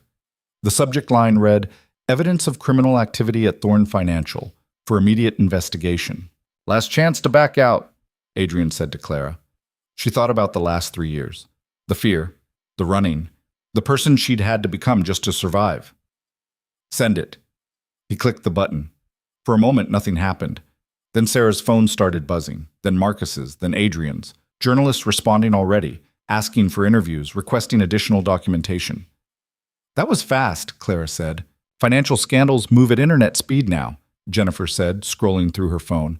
The SEC is already acknowledging receipt. FBI's asking for a meeting. Adrian's phone rang. He looked at the screen, showed it to Clara. Damien Thorn. Don't answer it, she said. He answered it anyway, putting it on speaker. You just made the biggest mistake of your life. Damien's voice was ice. Funny. I was about to say the same to you. You think some documents mean anything? I have lawyers who'll shred this in court. I have friends who'll make sure it never sees a trial. Your friends are reading about you in the Wall Street Journal right now, Adrian said calmly. I'd imagine they're reconsidering the friendship. This isn't over. You're right, it's not. Because in about 3 hours, Clara's going to give a press conference explaining exactly what you did to her, how you fabricated evidence, destroyed her reputation, and spent 3 years hunting her. And unlike your lawyers, she's sympathetic, she's credible, and she has nothing left to lose. She has you to lose, and your daughter. The temperature in the room dropped. Adrian's voice went deadly quiet. Are you threatening my child? I'm stating facts. People close to you tend to have accidents. Ask your wife. Clara watched Adrian's face go white. She'd never seen him angry, frustrated, tired, determined, but not angry. Now rage flickered behind his eyes, controlled but barely. Jennifer, he said without taking his eyes off the phone. Record this conversation and add it to the FBI file. Threatening a minor is a federal offense. Already recording, Jennifer said. You have nothing, Damien said, but his voice had changed, less confident. I have everything. Your accounts, your transactions, your signature on documents authorizing illegal transfers. I have testimony from current employees. I have 3 years of evidence you thought was destroyed. Adrian leaned toward the phone. And I have something you don't, the moral high ground. So here's what's going to happen. You're going to resign today. You're going to cooperate with investigators. And you're going to leave Clara alone permanently. And if I don't, then I'll spend every dollar I have making sure you spend the rest of your life in prison. And trust me, Damien, I have a lot of dollars. He hung up. The room was silent. Well, Marcus said finally, that escalated. He threatened Emma. Adrian's hands were shaking slightly. He actually threatened my daughter. Clara stood. We need to move her, right now. Get her somewhere safe. She's at school. I have security there already, but that's not enough. He's desperate. Desperate people do stupid things. Adrian was already calling. Mrs. Chen? I need you to pick up Emma from school early. Family emergency. No, I'll explain later. Take her to the house. Don't let anyone in. And I mean anyone. Yes, I know that sounds paranoid. Just do it. Thank you. He looked at Clara. She's getting her in 20 minutes. That's 20 minutes he has. I have security following Mrs. Chen's car. Emma will be fine. But Clara could see the fear in his eyes, the same fear she'd carried for 3 years. This was her fault. She'd brought this danger into his life. I'm sorry, she said quietly. Don't. This isn't on you. He threatened her because of me. He threatened her because he's a psychopath who's losing control. Adrian grabbed his jacket. But he just made a critical mistake. What mistake? He gave me a reason to stop being nice. The press conference was scheduled for 10 o'clock at a hotel downtown, neutral territory, public enough to be safe. Clara had never spoken publicly about what happened 3 years ago. The thought of it made her want to throw up. Jennifer helped her prepare, running through potential questions and how to answer them without accidentally incriminating herself. Stick to the facts, Jennifer coached. Damien fabricated evidence. You fled to protect yourself. You've now provided documentation to authorities. That's the story. What if they ask why I ran instead of fighting? You tell them you were 27 and terrified and didn't have the resources to fight a man with unlimited power. That's not weakness, Clara. That's survival. At 9:30, they drove to the hotel in 2 cars. Adrian with Clara in one, security following in another. The lobby was already filling with reporters setting up cameras. I can't do this, Clara said, watching them through the car window. Yes, you can. I'm going to throw up. There's a bathroom right off the conference room. Use it if you need to. She looked at him. How are you so calm? I'm not. I'm terrified. But I'm better at hiding it than you are. They went through a side entrance, avoiding the main press crowd. A hotel employee led them to a small room where Clara could wait. Jennifer was already there, reviewing notes. The FBI's here, she said. They want to talk to you after the press conference. Great. More pressure. They're on your side, Clara. You're the victim and the witness. They want to help. They didn't want to help 3 years ago. 3 years ago, you didn't have 200 pages of documentation and a billionaire backing your story. Adrian's phone buzzed. He looked at it, frowned. Rebecca's not answering her phone. Maybe she's at work, Sarah suggested. She was supposed to call in sick today. Stay home until this blows over. He tried calling again, straight to voicemail. Clara felt ice in her stomach. Something's wrong. We don't know that. Call David, see if he's heard from her. Adrian called. The conversation was short. He hung up looking grim. David hasn't seen her since yesterday. She texted him last night saying she wasn't feeling well, and he hasn't heard from her since. Damien got to her, Clara said. We don't know that, Jennifer repeated, but she looked worried. Send someone to her apartment, Adrian told Marcus. Right now. Marcus left to make calls. Clara sat down before her legs gave out. Rebecca had risked everything to help them, and now she was missing. This is my fault, Clara whispered. Adrian crouched in front of her. Listen to me. We don't know what happened. Maybe her phone died. Maybe she's actually sick and sleeping. We can't assume the worst. You know what happened. Damien warned us. And if he did something to Rebecca, that's another crime we'll bury him with. It wasn't comforting. At 10 o'clock, Jennifer walked Clara to the podium. The room was packed, More reporters than Clara had expected, cameras everywhere, microphones pointed at her like weapons. She sat down at the table, Adrian on one side, Jennifer on the other. Her hands were shaking so badly she had to clasp them in her lap. Jennifer started with a prepared statement, outlining the basic facts. Then she opened it up for questions. "Miss Rousseau, why did you wait 3 years to come forward?" A reporter in the front row, young and aggressive. Clara took a breath. "Because 3 years ago, no one believed me. Damien Thorne had successfully convinced everyone, police, prosecutors, my own family, that I was a criminal. Coming forward then would have meant going to prison for crimes I didn't commit. But you did flee the jurisdiction. Doesn't that suggest guilt? It suggests fear. When someone with unlimited resources and powerful connections wants to destroy you, sometimes the only option is to disappear." "What changed?" Another reporter. "Why come forward now?" Clara glanced at Adrian. "I found people willing to help me fight back. People who believed my story and had the resources to investigate properly." "Is it true you're in a relationship with Adrian Vale?" "No." Clara said it firmly. "Mr. Vale hired me as a consultant. Our relationship is strictly professional." "But he's bankrolling this entire investigation, isn't he? How is that not a conflict of interest?" Adrian leaned forward. "I'm funding the investigation because I believe justice delayed is justice denied. Miss Rousseau came to me with credible evidence of criminal activity. I chose to help her pursue that evidence. If that's a conflict of interest, I'll live with it." The questions continued, rapid fire and increasingly hostile. They wanted to know about the flash drive, about Rebecca, about whether Clara had broken any laws in obtaining the evidence. Jennifer fielded most of them, but Clara had to answer enough to feel like she was being slowly shredded. Finally, after 45 minutes, Jennifer called an end to it. "Ms. Rousseau has provided full cooperation to federal authorities and will continue to do so. Thank you for your time." They escaped through the side door while reporters shouted after them. Clara made it to the car before her legs gave out completely. She sat in the passenger seat, shaking, while Adrian drove them back to his office. "You did great," he said. "I almost threw up twice." "But you didn't. That's what matters." Her phone started ringing. Unknown numbers, one after another. Clara turned it off. "They're going to dig into everything," she said. "My past, my family, every mistake I've ever made. Let them. You have nothing to hide."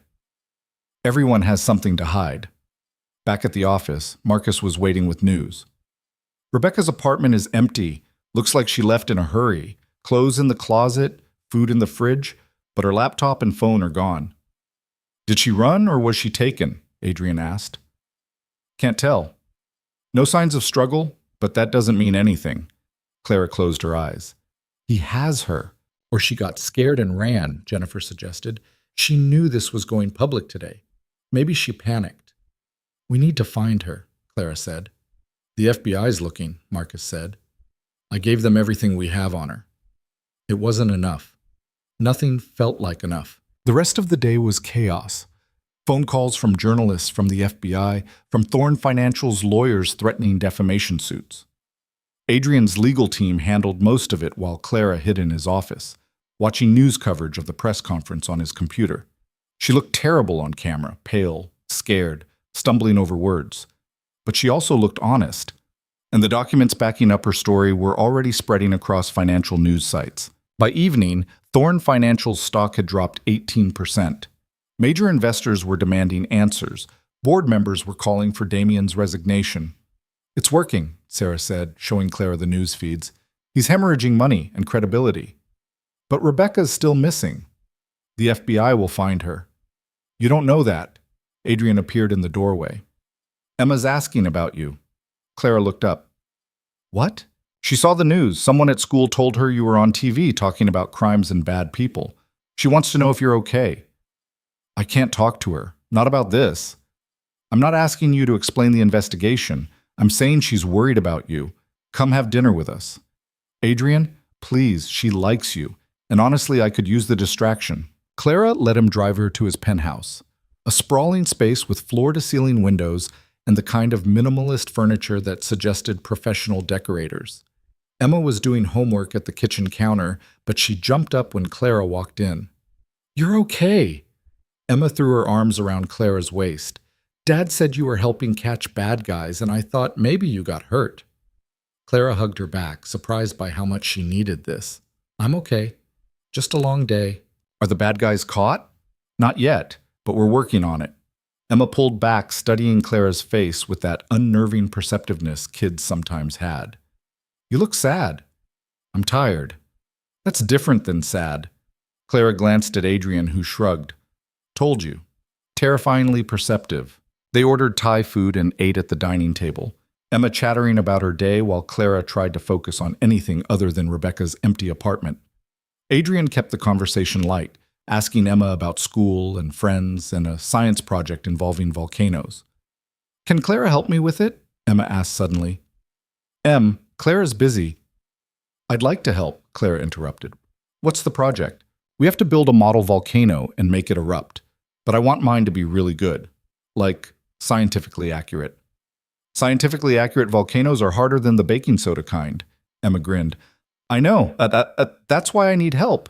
They spent the next hour planning Emma's volcano while Adrian cleaned up dinner. Clara found herself relaxing for the first time all day, lost in discussions of magma chambers and pyroclastic flows with a 7-year-old who asked surprisingly sophisticated questions. You're good with her, Adrian said later after Emma had gone to bed. She's easy to be good with. She is. But most people don't take her seriously. You do. Clara sat on his couch, looking out at Seattle's lights. I was a serious kid.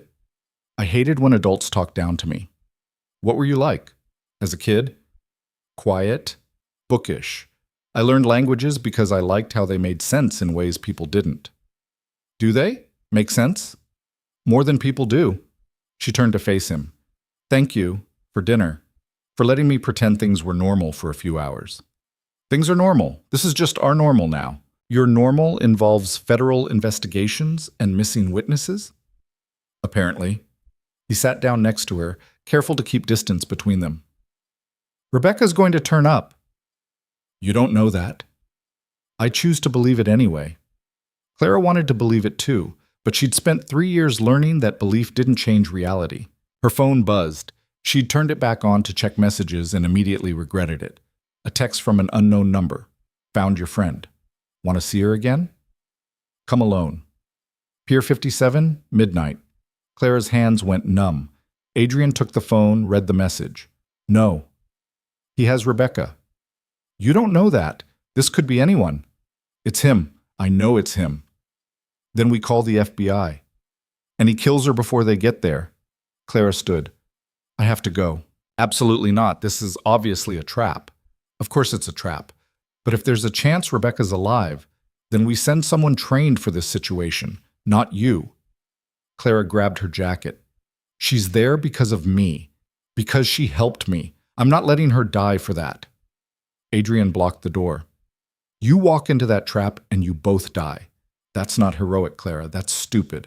Get out of my way. No. They stared at each other, locked in stubborn standoff. Finally, Adrian said, Fine, we go. Together. With security. And we call the FBI first. He said, Come alone. And you think he's going to follow rules? He's baiting you. We go smart, or we don't go at all. Clara knew he was right. Hated that he was right. Okay, but if anything happens to Rebecca because we waited, it won't. Adrian called Jennifer first, then the FBI, then his security team. Within 30 minutes, they had a plan that Clara didn't like but couldn't argue with. FBI agents would be positioned around Pier 57 before Clara arrived. Adrian's security would follow at a distance. Clara would wear a wire. If anything went wrong, they'd move in. What if he searches me for a wire? Clara asked. Then he finds it and knows we're not playing his game, Jennifer said. But at least you're not going in completely unprotected. They drove to the pier at 11:30, Clara's heart hammering against her ribs. The waterfront was dark and quiet.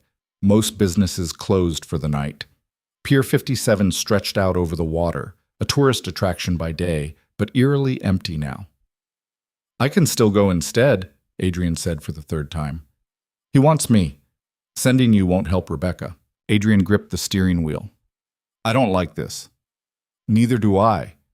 She got out of the car before she could change her mind.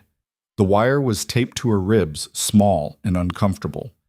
The FBI agent who'd installed it promised it was undetectable, but Clara could feel it with every breath. She walked onto the pier alone, footsteps echoing on the wooden planks. Security lights cast strange shadows. The water below was black and restless. Halfway down the pier, she saw a figure leaning against the railing. Damien Thorne looked exactly like his photos. Tall, handsome in that polished way wealthy men maintained well into their 40s. He smiled when he saw her. "Clara, you look terrible." "Where's Rebecca?" "Right to business. I always liked that about you." He pushed off the railing, walked toward her. "No greeting? No hello, Damien? It's been 3 years?" "Where is she?" "Safe.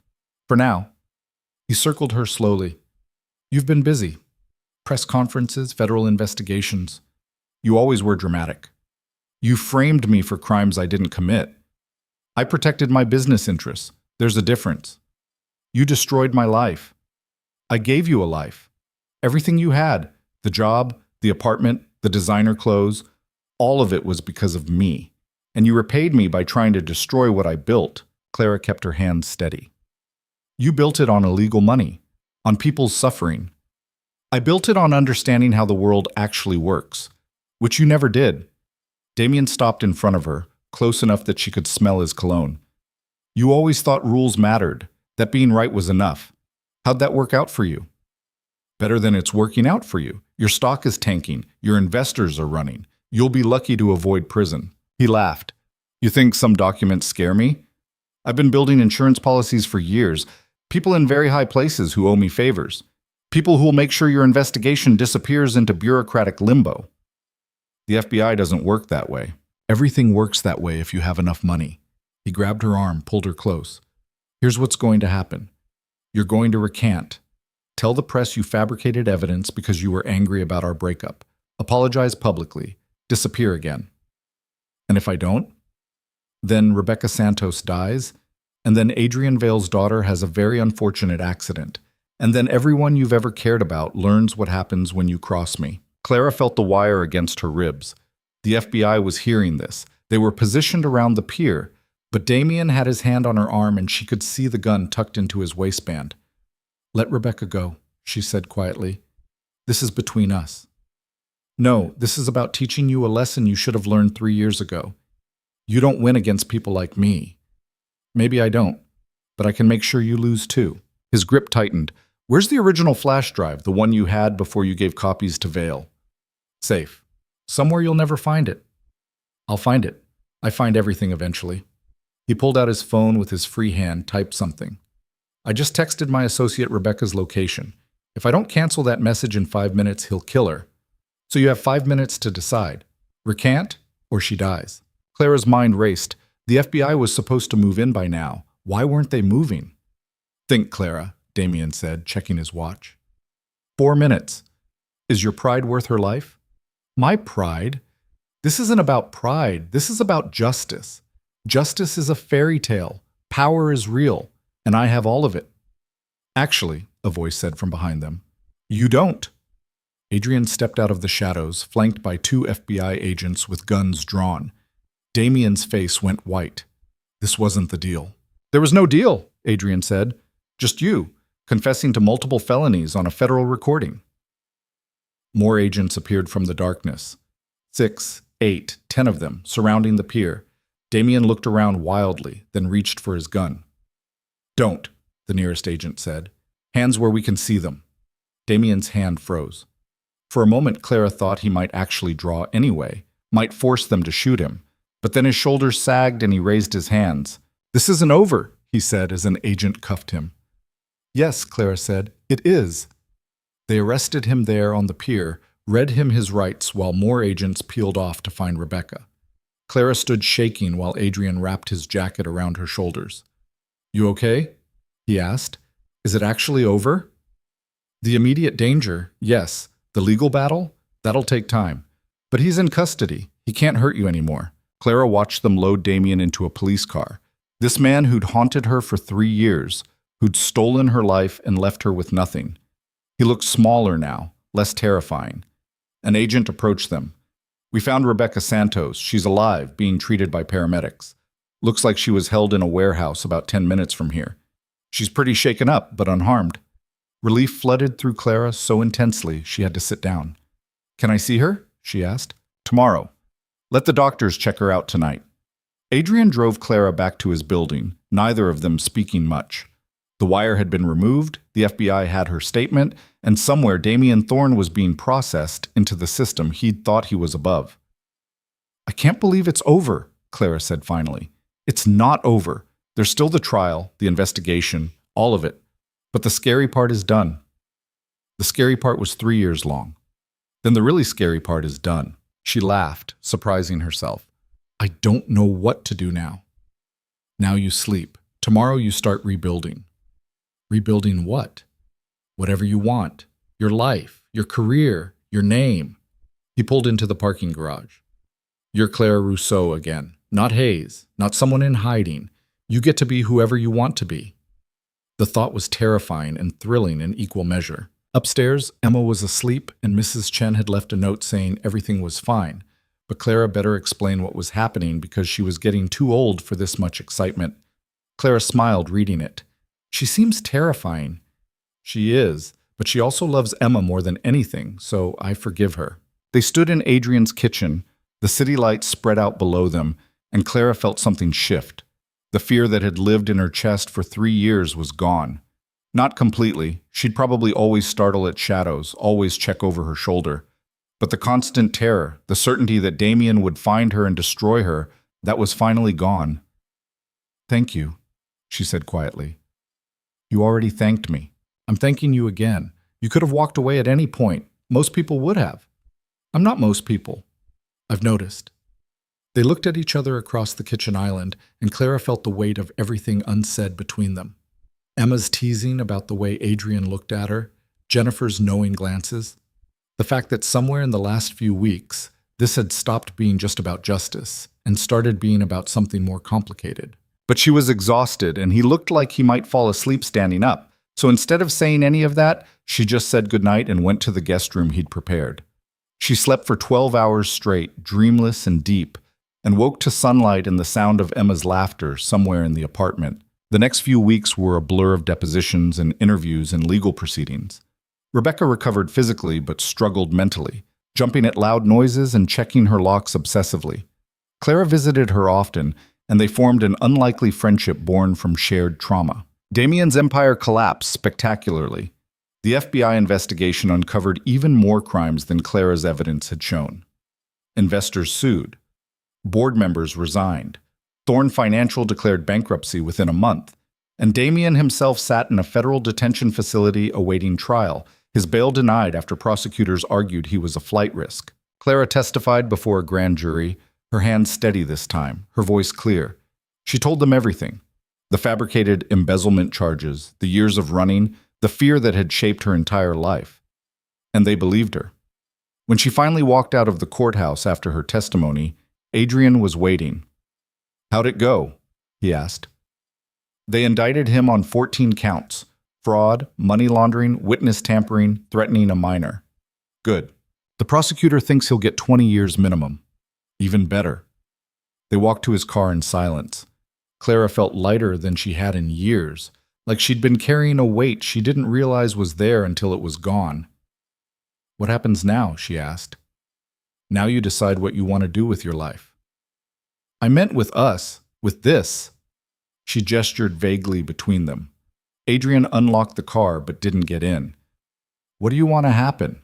I don't know. I've spent 3 years surviving. I don't know how to do anything else. Then learn. You're good at learning new things. Clara looked at him. This man who'd upended his comfortable life to help her, who'd risked his safety and his daughters for someone he barely knew. Why did you really do this? The truth, not the noble answer. He was quiet for a long moment.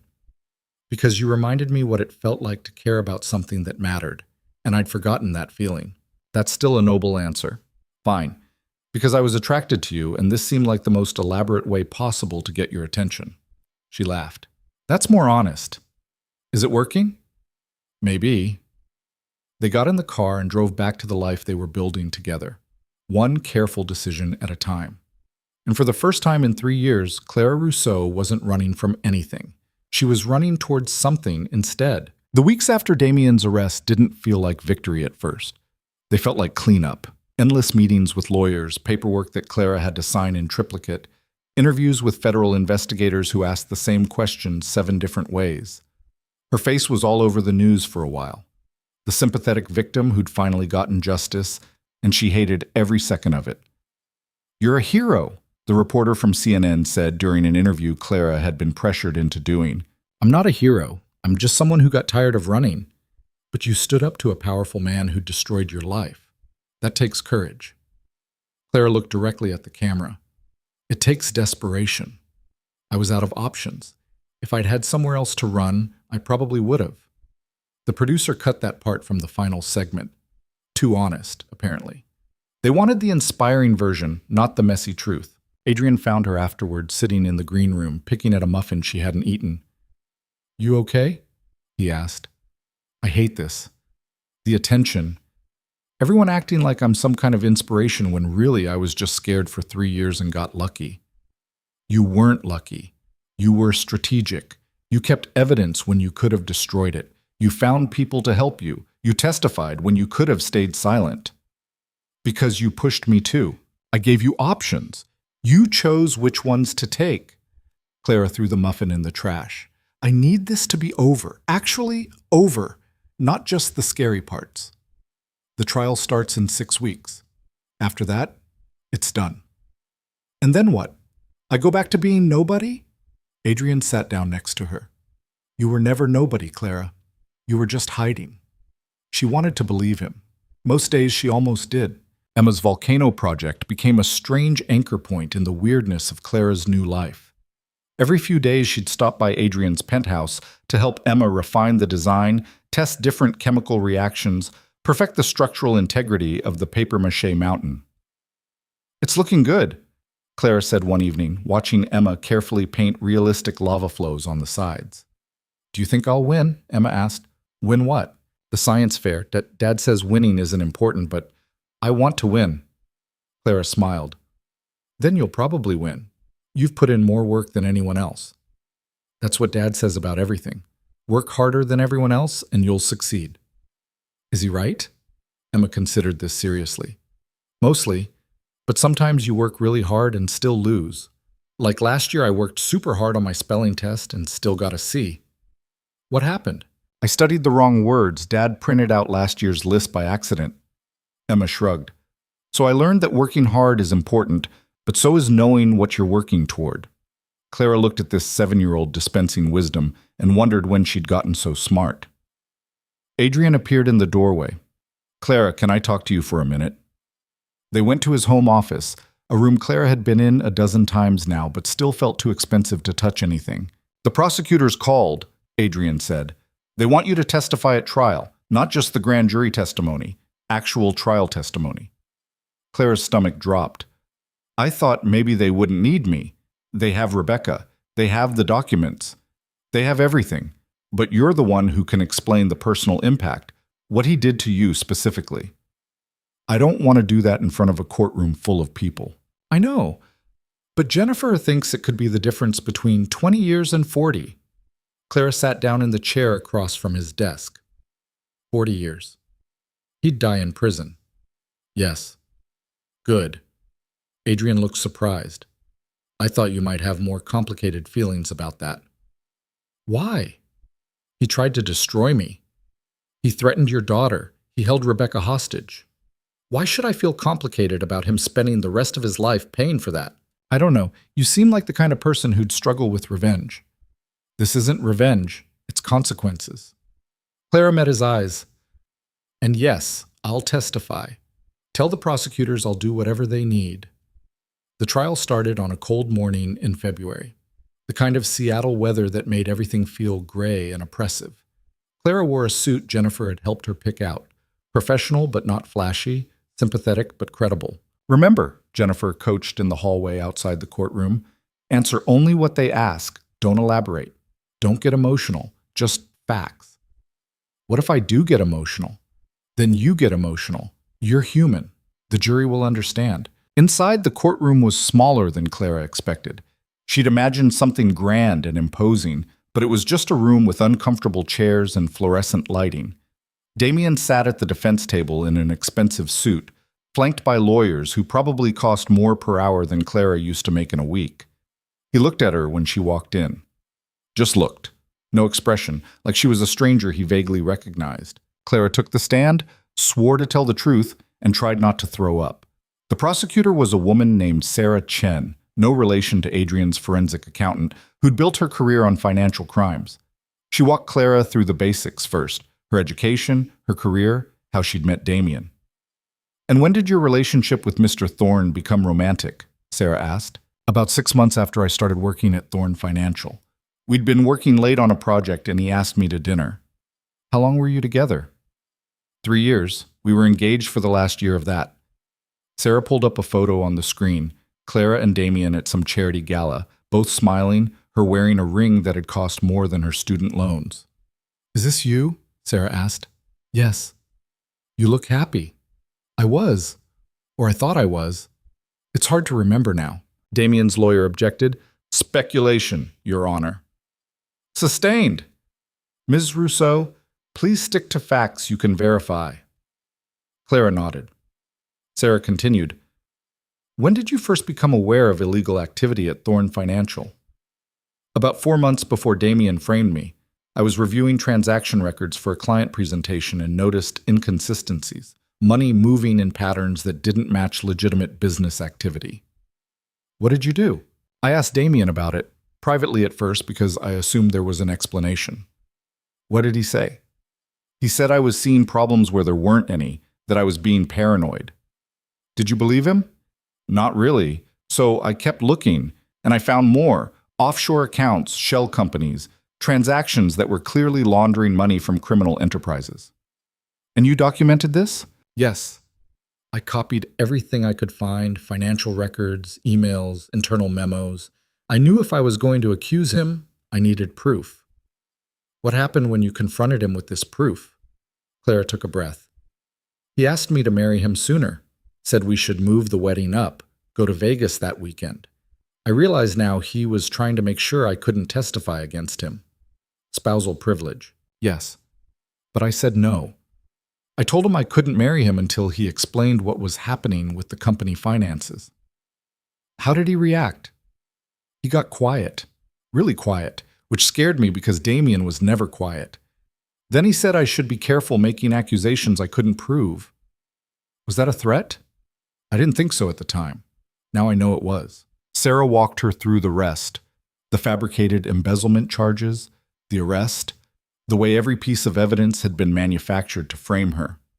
Clara's voice stayed steady through most of it, but when she described watching the news report about her arrest while hiding in a motel room 2 states away, she felt tears burning behind her eyes. "Why didn't you stay and fight the charges?" Sarah asked. "Because I was 27 and terrified. Because everyone believed him, the police, the prosecutors, even my own family.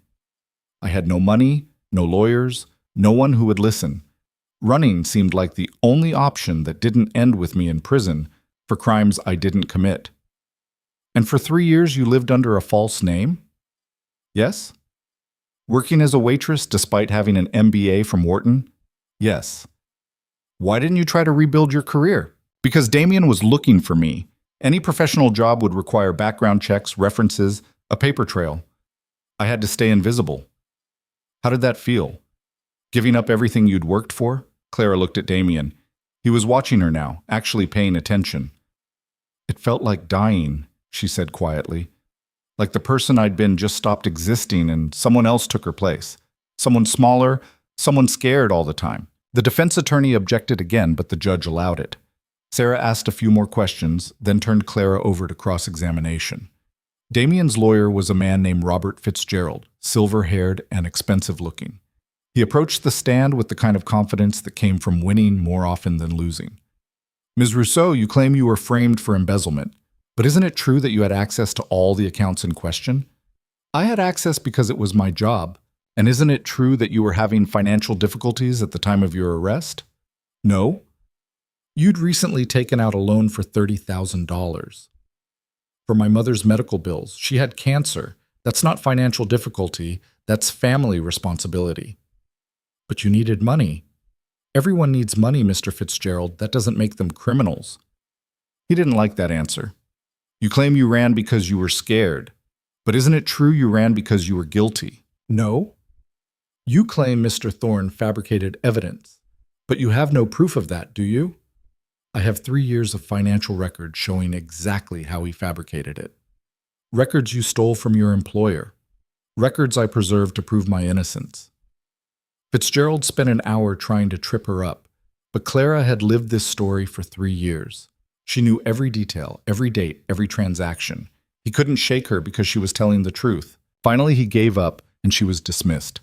She walked past Damien's table on her way out, and he leaned over to whisper something to his lawyer, probably planning their next attack. Clara didn't care anymore. She'd said her piece. Adrian was waiting in the hallway. You were amazing. I almost cried. That's human. The jury needs to see you're human. What if they think I'm lying? They won't. I was watching them. They believe you. The trial lasted 3 weeks. Rebecca testified, her voice shaking but her facts solid. Sarah Chen, Adrian's forensic accountant, walked the jury through the financial evidence with PowerPoint presentations that made money laundering look like the simple crime it actually was. The FBI agents who'd arrested Damien testified about the threats he'd made on that pier. Damien's defense was that he'd been betrayed by trusted employees who'd stolen from him and framed him to cover their tracks. It was a nice story. No one believed it. The jury deliberated for 6 hours. When they came back, Clara was sitting in the gallery next to Adrian, holding his hand without really thinking about it. On the count of fraud in the first degree, how do you find? Guilty. On the count of money laundering? Guilty. Guilty. Guilty. Guilty. 14 counts, 14 guilty verdicts. Damien's face went white. His lawyers started whispering frantically. The judge scheduled sentencing for 3 weeks out. Outside the courthouse, reporters swarmed Clara again. She gave a brief statement Jennifer had prepared, thanked the prosecutors and the jury, and said she was looking forward to moving on with her life. Someone asked if she felt vindicated. I feel tired, Clara said honestly, and relieved, and like maybe I can finally stop looking over my shoulder. Adrian drove her back to his office, where the team was waiting with champagne and genuine happiness. They'd all worked on this for months, invested time and energy and belief into a case that could have fallen apart at any moment. To justice, Marcus said, raising his glass. To not giving up, Sarah added. To second chances, Jennifer said, looking at Clara. Clara raised her glass but didn't drink. She wasn't much of a drinker anymore. 3 years of trying to stay invisible had trained her to avoid anything that might make her careless. Later, after everyone had left and the office was quiet, Clara found Adrian in the conference room where they'd first examined her evidence. Thank you, she said. I know I keep saying that, but I don't know what else to say. You don't have to say anything. Yes, I do. You risked everything for someone you barely knew. Your reputation, your safety, Emma's safety. That's not nothing. Adrian turned off the projector they'd been using to review case notes. Can I tell you something? Always. When my wife died, I thought I'd used up my one chance at building something meaningful. I had Emma, and she was everything, but I felt like the rest of my life was just going to be work and money, and nothing that actually mattered. Adrian, let me finish.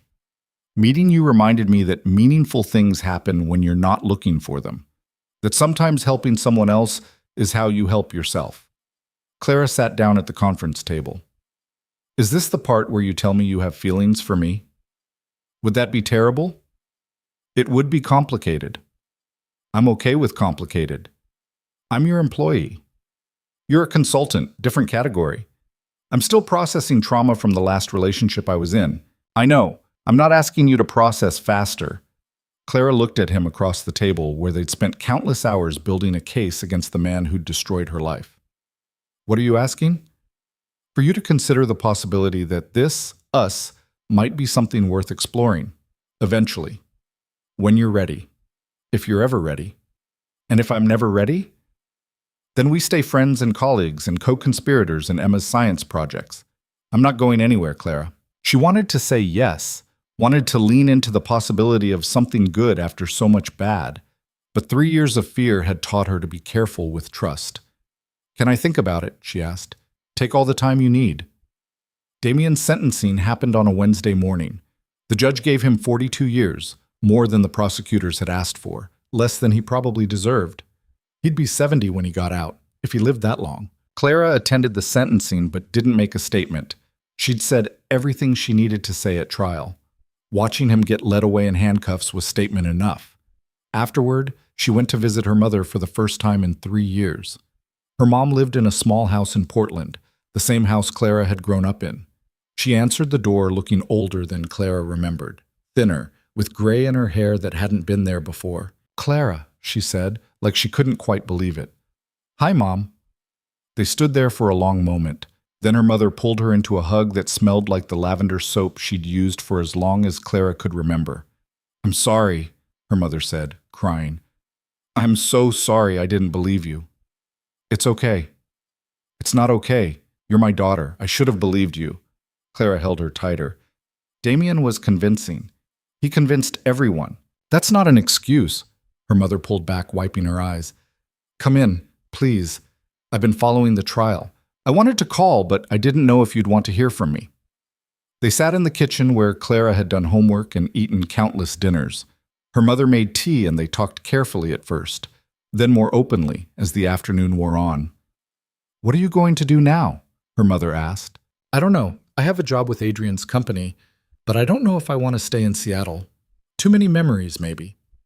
Or maybe it's where you finally won. Clara hadn't thought of it that way. Her mother reached across the table, took her hand.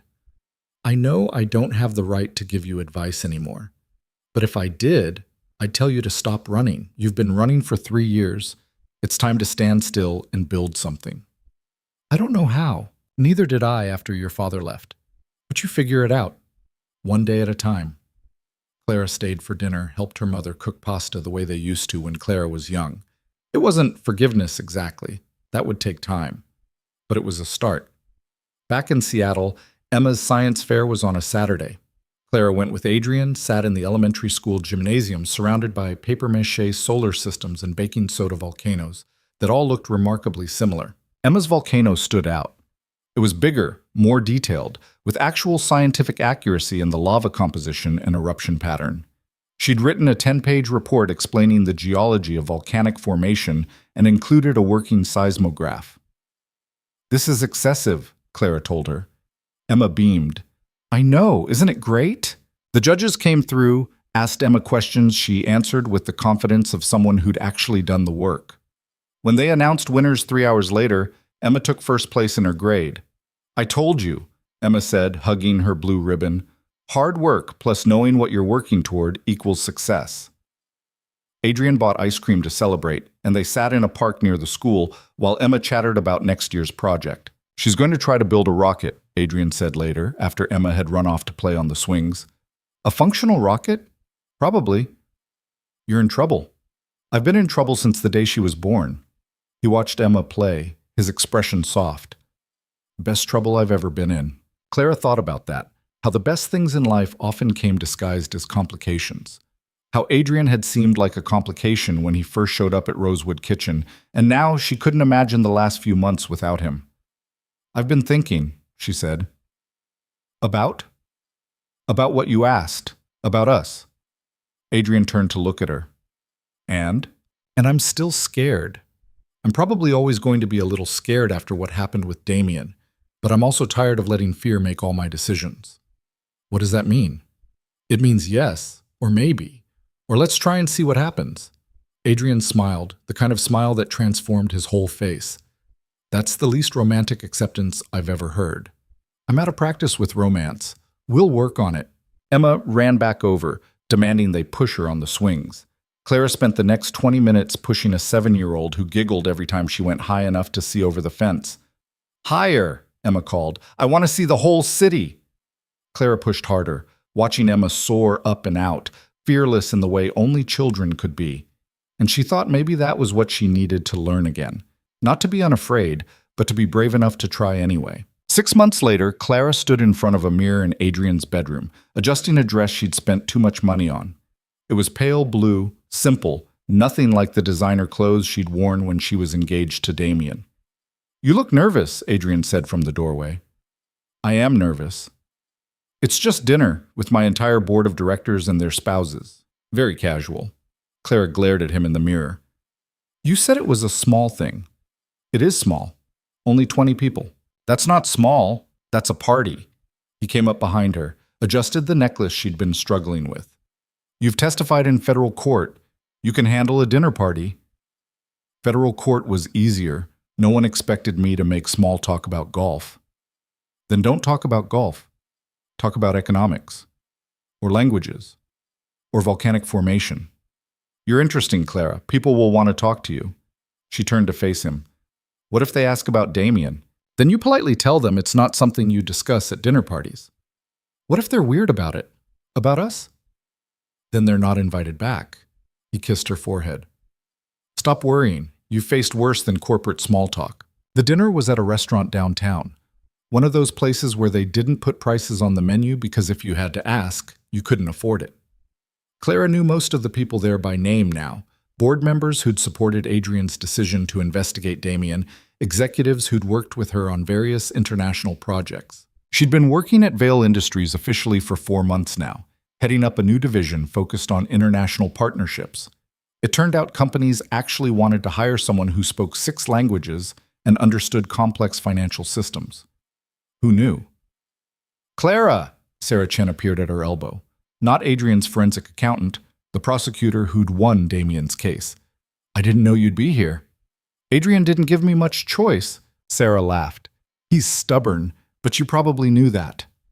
They talked about the case, about Rebecca who was doing better but still in therapy, about the other victims of Damien's schemes who'd come forward after the trial. You started something, Sarah said. 23 other people have filed complaints now. People he heard over the years who were too scared to come forward. Are you prosecuting them? Some of them. Others are civil suits, but all of them are happening because you were brave enough to go first.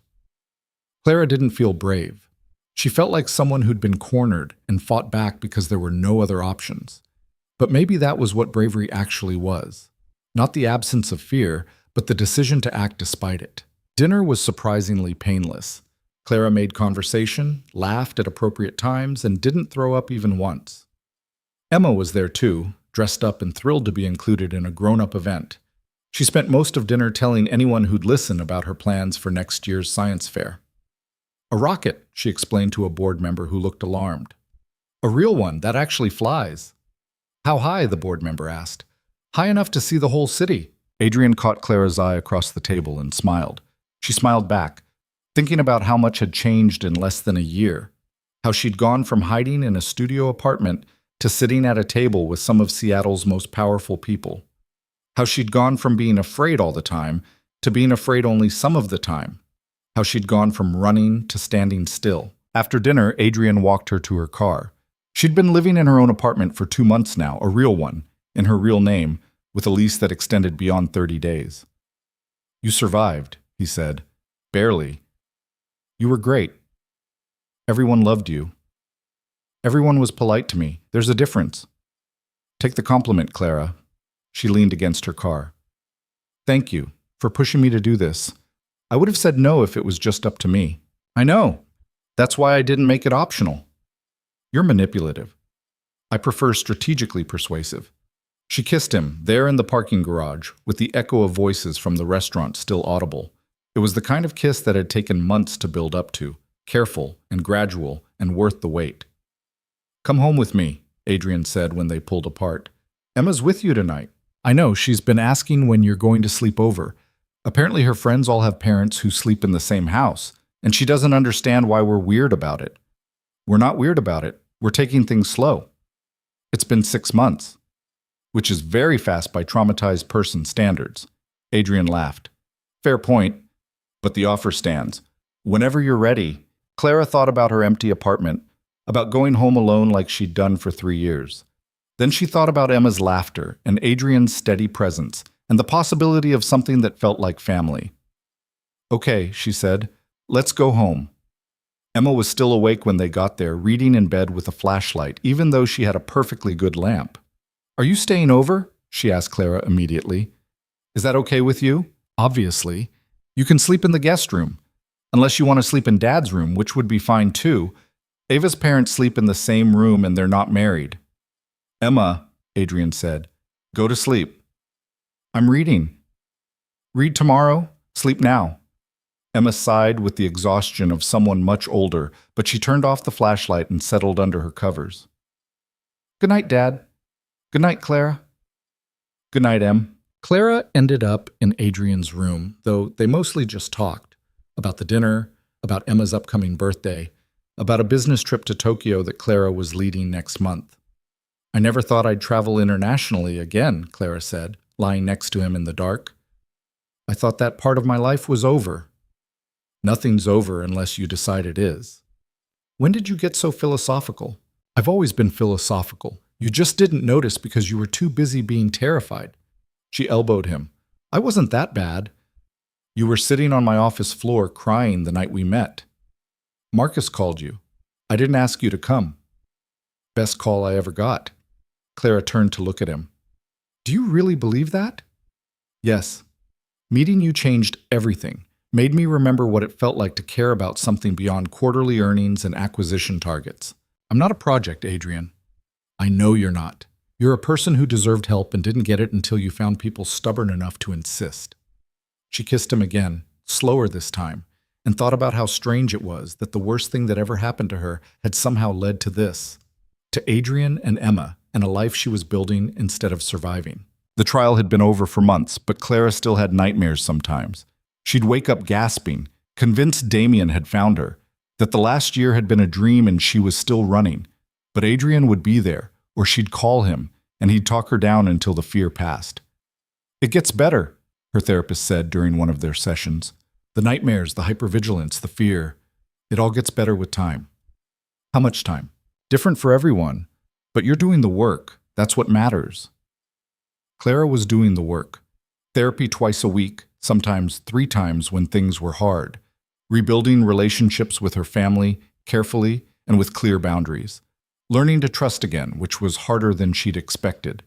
She had coffee with Rebecca once a month, both of them navigating the weird aftermath of shared trauma. Rebecca had left finance entirely, was working at a nonprofit now, and seemed happier. Do you ever regret it? Clara asked during one of their meetings. Helping me? Every day for the first month after he grabbed me. But no, not anymore. I'm glad it's over. Glad he can't hurt anyone else. 23 other people came forward. Did you know that? Rebecca smiled. I know. I'm one of them. Filed a civil suit last month for the hostile work environment and the kidnapping. My lawyer thinks we'll settle. Good. Make him pay for everything. I plan to. Emma's 8th birthday happened on a Saturday in April. She wanted a science-themed party, which meant Clara and Adrian spent a week setting up experiments and demonstrations in Adrian's backyard. This is excessive, Mrs. Chen said, watching them inflate a weather balloon for some demonstration involving air pressure. Emma deserves excessive, Adrian said. The party was chaos, 15 8-year-olds running around doing experiments, launching bottle rockets, making slime. Clara supervised the chemical reactions while Adrian handled the rockets, and together they managed to get through it without any trips to the emergency room. At the end of the day, after all the guests had left and the backyard was covered in the debris of scientific inquiry, Emma hugged Clara tight. Best birthday ever, she said. Even better than last year? Way better. Because you're here. Clara felt something crack open in her chest. The same feeling she got sometimes when Emma said things that were too honest and too sweet. I'm glad I'm here too. Later, after Emma was in bed and they were cleaning up the wreckage, Adrian said, She asked me if you were going to be her stepmom. Clara dropped the trash bag she was holding. What did you tell her? I told her that was up to you and me to figure out together, and that relationships take time.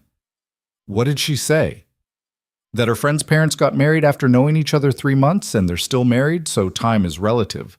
Clara laughed despite herself. She's not wrong. So what do you think? About being her stepmom? Adrian, we've been dating for 6 months. I know. I'm not asking you to marry me tomorrow. I'm asking if you can see it, eventually. Clara looked around the backyard, at the remnants of a party thrown with love and care, and probably too much money. At the house where Emma grew up and Adrian worked too hard, and Mrs. Chen ran things with ruthless efficiency. at the life they were building together, messy and complicated and real. "Yeah," she said quietly. "I can see it." 3 months later, Clara was offered a position at Georgetown, teaching economics and international finance to graduate students. It was the kind of job she'd dreamed about before Damien, prestigious and challenging, and a chance to rebuild the academic career she'd thought was dead. She almost said yes immediately. Then she thought about what saying yes would mean, moving across the country, leaving Adrian and Emma, starting over again in a place where no one knew her story. "You should take it," Adrian said when she told him about the offer. "Just like that? You don't want me to stay?" "I want you to do what's best for you. If that's Georgetown, then go." "What about us?" "We'll figure it out. Long distance, visits, whatever works." Clara looked at him, trying to figure out if he meant it or was just being noble. "You're very calm about this." "I'm not calm. I'm terrified you'll leave and realize you don't need me. But I'm also not going to ask you to give up your dreams for a relationship." What if my dreams have changed? Have they? She thought about it honestly. A year ago, before the trial, before Adrian, all she'd wanted was to disappear, to be safe. Now she wanted something more complicated, to build something, to matter, to have people who needed her and whom she needed back. "I don't know," she admitted. "The Clara who would have jumped at Georgetown doesn't exist anymore. I'm not sure who I am now." "Then take time to figure it out. The offer's good for 2 weeks, right?" 3 weeks. "So take 3 weeks. Think about what you actually want, not what you think you should want." Clara spent those 3 weeks in careful consideration. She visited Georgetown, walked the campus, met the faculty. It was everything she'd thought she wanted. She also spent time with Emma, helping with homework and teaching her basic Portuguese phrases for fun. She had dinner with her mother, who was in remission now, and talking about maybe moving to Seattle to be closer. She worked on international deals that challenged her and mattered and made her feel useful. At the end of 3 weeks, she called Georgetown and turned down the offer. "Are you sure?" the department head asked. "This is a competitive position?" "I'm sure. I appreciate the opportunity, but my life is in Seattle now." After she hung up, Adrian asked, "Any regrets?" "Ask me again in a year." But she didn't have regrets. Georgetown was a good opportunity, but it wasn't her opportunity anymore. She'd spent 3 years running from a life someone else had destroyed. She was done running. Instead, she started building. She took on more responsibility at Vail Industries, building out the international division until it was one of the company's most profitable sectors. She helped Emma with increasingly complex science projects. She had dinner with her mother every other week. She went to therapy and did the work, and slowly became someone who didn't flinch at shadows. And she fell in love with Adrian, slowly and carefully and completely. He proposed on a random Tuesday in October, no grand gesture or elaborate planning. They were in his kitchen making dinner while Emma did homework at the counter, and he just said, "We should get married." Clara looked up from the vegetables she was chopping. "What?" "We should get married. Not right away, not tomorrow, but eventually. When you're ready." "That's the worst proposal I've ever heard." "Is that a no?" Emma looked up from her math. "Say yes, Clara. He's been carrying that ring around for 3 weeks. "Emma," Adrian said. "What? You have. I saw it in your desk drawer." Clara looked at Adrian. "You've been carrying around a ring?" He pulled it out of his pocket, sheepish. "I was waiting for the right moment." "And you decided the right moment was while I'm holding a knife and covered in vegetable scraps?" "I decided the right moment was when Emma wouldn't let me wait anymore." Clara set down the knife, looked at the ring, looked at Emma's hopeful face, looked at Adrian, who'd shown up on the worst night of her life and refused to leave. "Okay," she said. "Okay? Yes? Okay. We should get married, eventually, when I'm ready. Are you ready now?" "Not even a little bit. But ask me again in 6 months." He did ask again 6 months later, with an actual plan this time. And she said yes, really yes, the kind of yes that meant forever. They got married on a Saturday in April, a small ceremony in Adrian's backyard, with Emma as the flower girl, and Clara's mother crying in the front row. Rebecca was there, and Sarah Chen, the prosecutor, and the entire team who'd helped build the case against Damien. Clara wore a simple dress and carried flowers Emma had helped pick out. Adrian wore a suit and looked nervous in a way she'd never seen him. And when they said their vows, promises about partnership and trust and choosing each other every day, Clara felt something settle in her chest. This was home, not the house or the city or even the people exactly. This feeling of being chosen and choosing back, of standing still long enough to build something real. At the reception, Emma gave a speech about how she'd known they should get married from the first time Clara had helped her with her volcano project. Dad was happier when Clara was around, Emma said seriously, and Clara smiled more. And I wanted us to be a real family, not just people who liked each other. We were already a real family, Clara said later, finding Emma at the dessert table. I know, but now it's official. Emma hugged her. I'm glad you stayed. Me too. That night, after the guests had left and Emma was asleep, and Mrs. Chen had somehow cleaned everything despite Clara's protests, Clara and Adrian sat on their back porch looking at the stars. Do you ever think about what would have happened if I hadn't gone to Rosewood Kitchen that night? Adrian asked. All the time. And I probably would have run again. Found another city, another name. Spent the rest of my life looking over my shoulder. But you didn't. But I didn't. She took his hand. I got lucky. I found someone stubborn enough to insist I stop running. You found yourself, Clara. I just provided resources and moral support. She leaned her head on his shoulder, thinking about the last 2 years, about testifying in court and turning down Georgetown and learning to be someone's stepmother, about the nightmares that still came sometimes but less often now, about building a life instead of just surviving one. Do you think it ever really ends? She asked. The fear? I don't know, maybe not completely, but I think you learn to carry it better, to not let it make all your decisions. That's very wise. I have my moments. They sat there in comfortable silence, and Clara thought about all the versions of herself she'd been.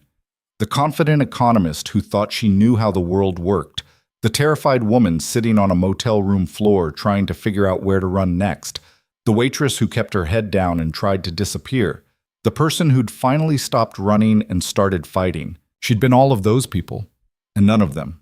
And someone new entirely. Someone who'd learned that strength wasn't about never being afraid. It was about being afraid and doing the hard thing anyway. Someone who'd learned that second chances weren't given. They were built, carefully and deliberately, one choice at a time. And someone who'd learned that sometimes the worst thing that ever happened to you led you exactly where you needed to be. Clara Rousseau, not Hayes anymore, but Vale now, squeezed her husband's hand and looked up at the stars and thought about tomorrow. About Emma's next science project and the business deal she was closing next week and the life she was building with people who'd chosen to stay. She was done running, done hiding, done being anyone other than exactly who she was. And for the first time in years, that felt like enough.